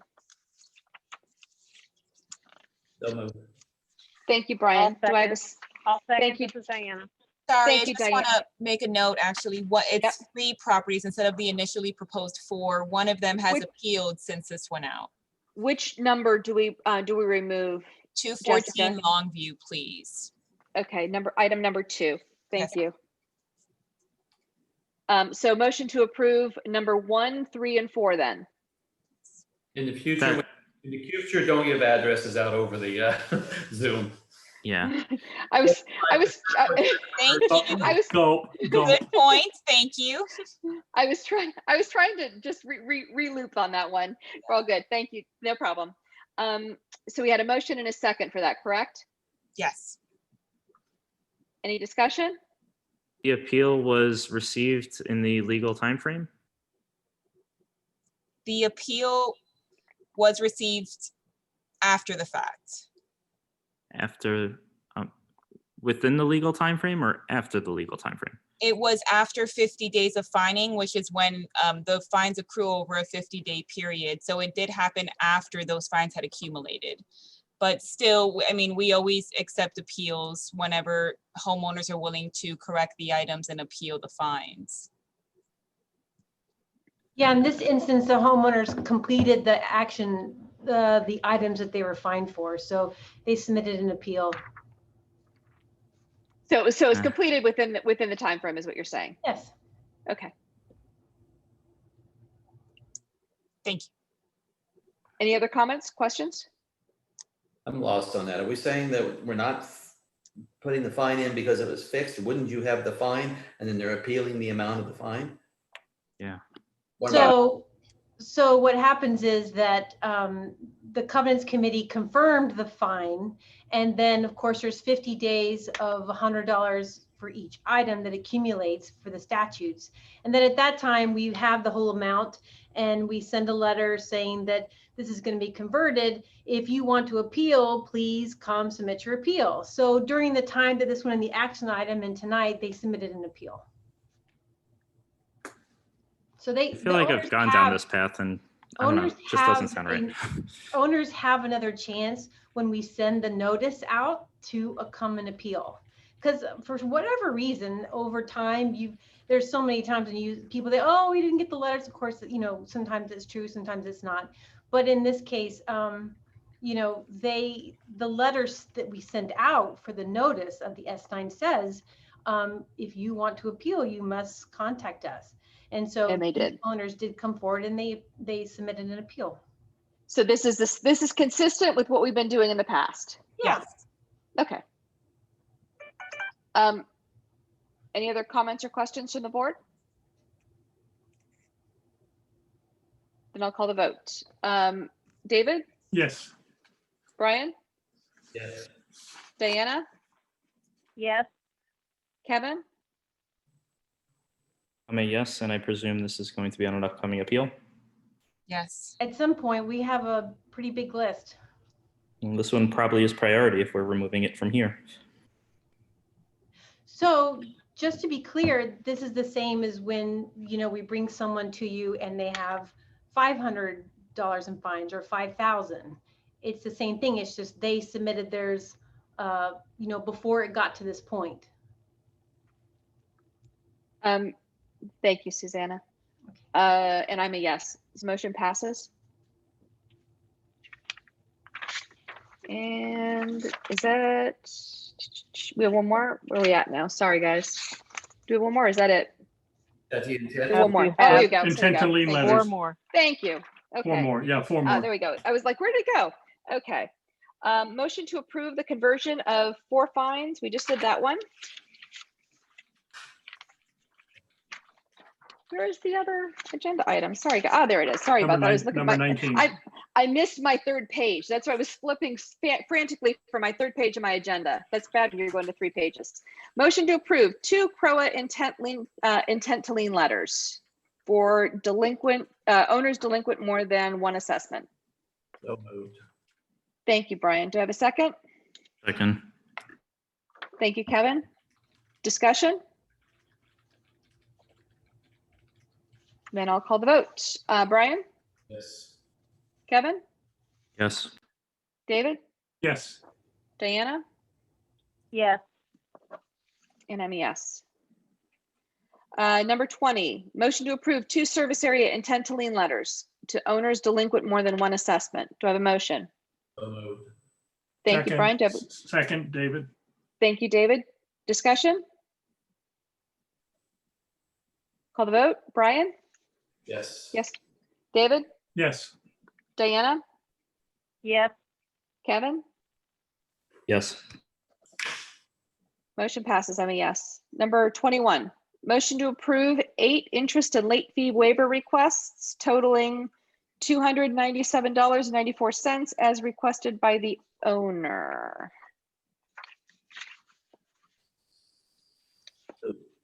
I'll make the motion so we can have a conversation. I'll second. David, second. Brian and David second. Discussion? On item And number, remember no address, just item numbers. Thank you, Brian.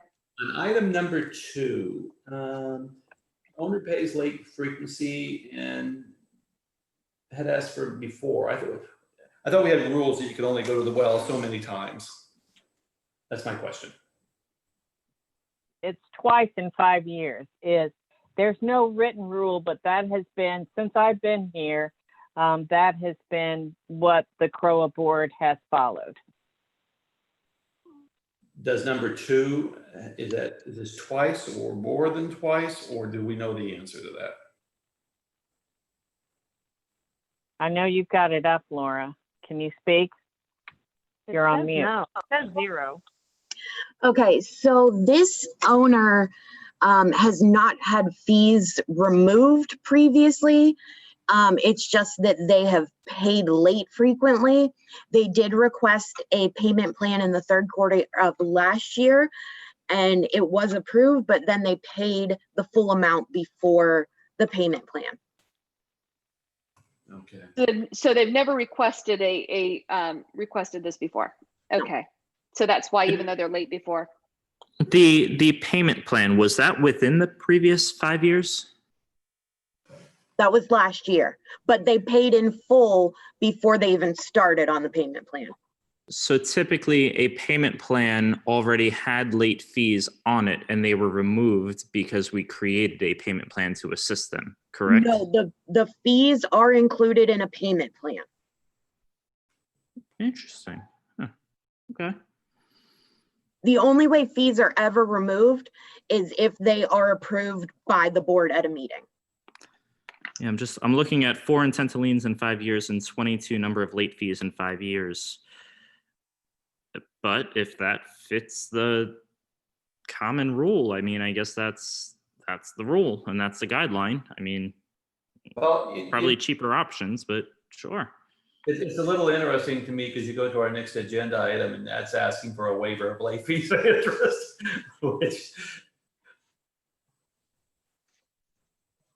All late fees and interest, not just the one. Yeah, Because they the already little- have one that was waived. Right. It was a little difference in cost and in amount too. So with number 2, if we approve this, right, can we, and this is a little outside of the box or different, but can we approve this based on we will no longer continue this nonsense of nonstop payment plans and late fees and I want to be compassionate, and trust me, I've before COVID started, I was very compassionate when it came to the financial positions of everybody coming into this year, but 22 late fees in the past 5 years is not a current situation. So how do we approve this? Because we need to, but put a stop to this as well. But they paid. But they have always paid. They've always paid. They've always paid. They've paid. It's just costing more work and more labor for our team to go ahead and continue this chase. I know it's weird. There's no right answer. Yeah, I was gonna say, Kevin, I don't know of a policy though that says you can only be late a certain number of times. We don't have a policy to excuse 2 late fees in 5 years either. We just do it. So that's what I'm trying to go ahead and figure out. So I'd be curious as to how many residents are in the same number of late payments. I mean, we're only looking at a small snapshot here. The one above it's 12, the one below it's 10. I mean, yeah, but that's 3 out of 4,321. These are the ones. yeah, but it's an owner since 2009. 22 late fees since an owner in 2009. I mean, quick math is going to tell me that every other quarter. I don't know. We have to approve it. We have to allow it, but we need to go ahead and probably figure out a solution for these things. It needs to stop. Okay. So we have a motion, a second. Any other comments? Point taken, Kevin. Thank you. David, yes or no? Yes. Brian? Yes. Diana? Yes. Kevin? Yes. And I'm a yes. Okay. And number 22, motion to reject the one legal settlement offer as recommended by legal counsel and management. Do I have a motion? Thank you, Brian. Do I have a second? I'll second. Go ahead. I actually think Kevin was first on that I one. think Kevin was first. Regrettably, I mean, I don't want to, but legal and management recommendation, we do it. So go for it. Okay. So motion to second, conversation, discussion. Recommended by legal, recommended by management. Yep. Anybody else? I'll call the vote. Brian? Yes. Kevin?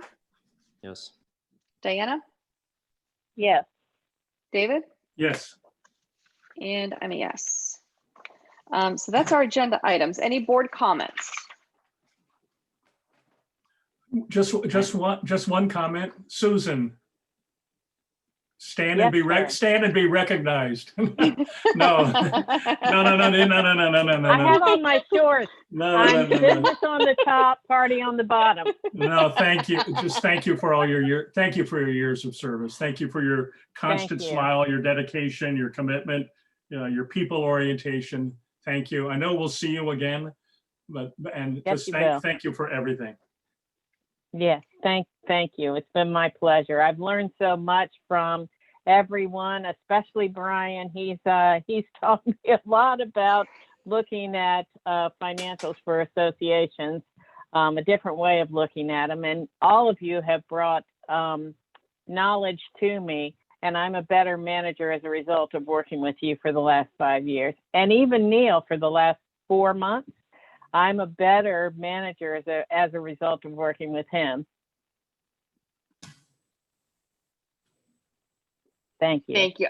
I totally agree with you, David. I was actually on the board the first time when you were first hired.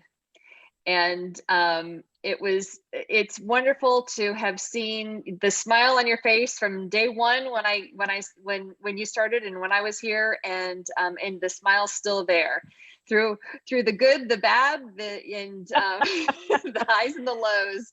So thank you so much for your dedication. We really do appreciate you, and please enjoy some sun. I will. I'm going to the beach on Monday. Very good. Well deserved. Any other board comments? I have a comment, but I don't want to steal this situation. So I was hopeful that David was going to wait for that, and this is really hurting me now. I mean, well, before you go into that, then yeah. I'll get back to you then. How's that? Any other comments from the board? I'll make a comment about that though. Oh, perfect. I mean, okay, go ahead. Listen, it's all yours. Susan, you know what? If this woman has nothing else, she has always had my respect. And I think respect is a very hard thing to earn, and a very hard thing to earn in this community. So I think it's very important that I share with you that I appreciate all the hard work that you've done. From me as a pain in the ass in the chair to a pain in the ass in the boardroom. I appreciate all the support that you've given me personally, and that you've supported with the community. So thank you, and I wish you nothing but the best for all of your future. Thank you. I appreciate it, Kevin. Thank you. Any other comments? Kevin, did you have a comment regarding anything else or not? Full disclosure, pain in the ass. Here's the deal. And that's not supposed to be a political comment, but I've been hearing that too much. But here's what's going on. So I ended up getting a email today about an event that's happening downtown, Celebration, an annual fun festivity, now snowing. Here's my concern. This board has worked way too hard this year with an obstacle that has been given to us in a way that nobody in this world handled. Nobody knew the playbook or how to address it. In March, we turned around and we said, let's go ahead and let's shut down the CROA facilities until April 30th. And we got hell for it.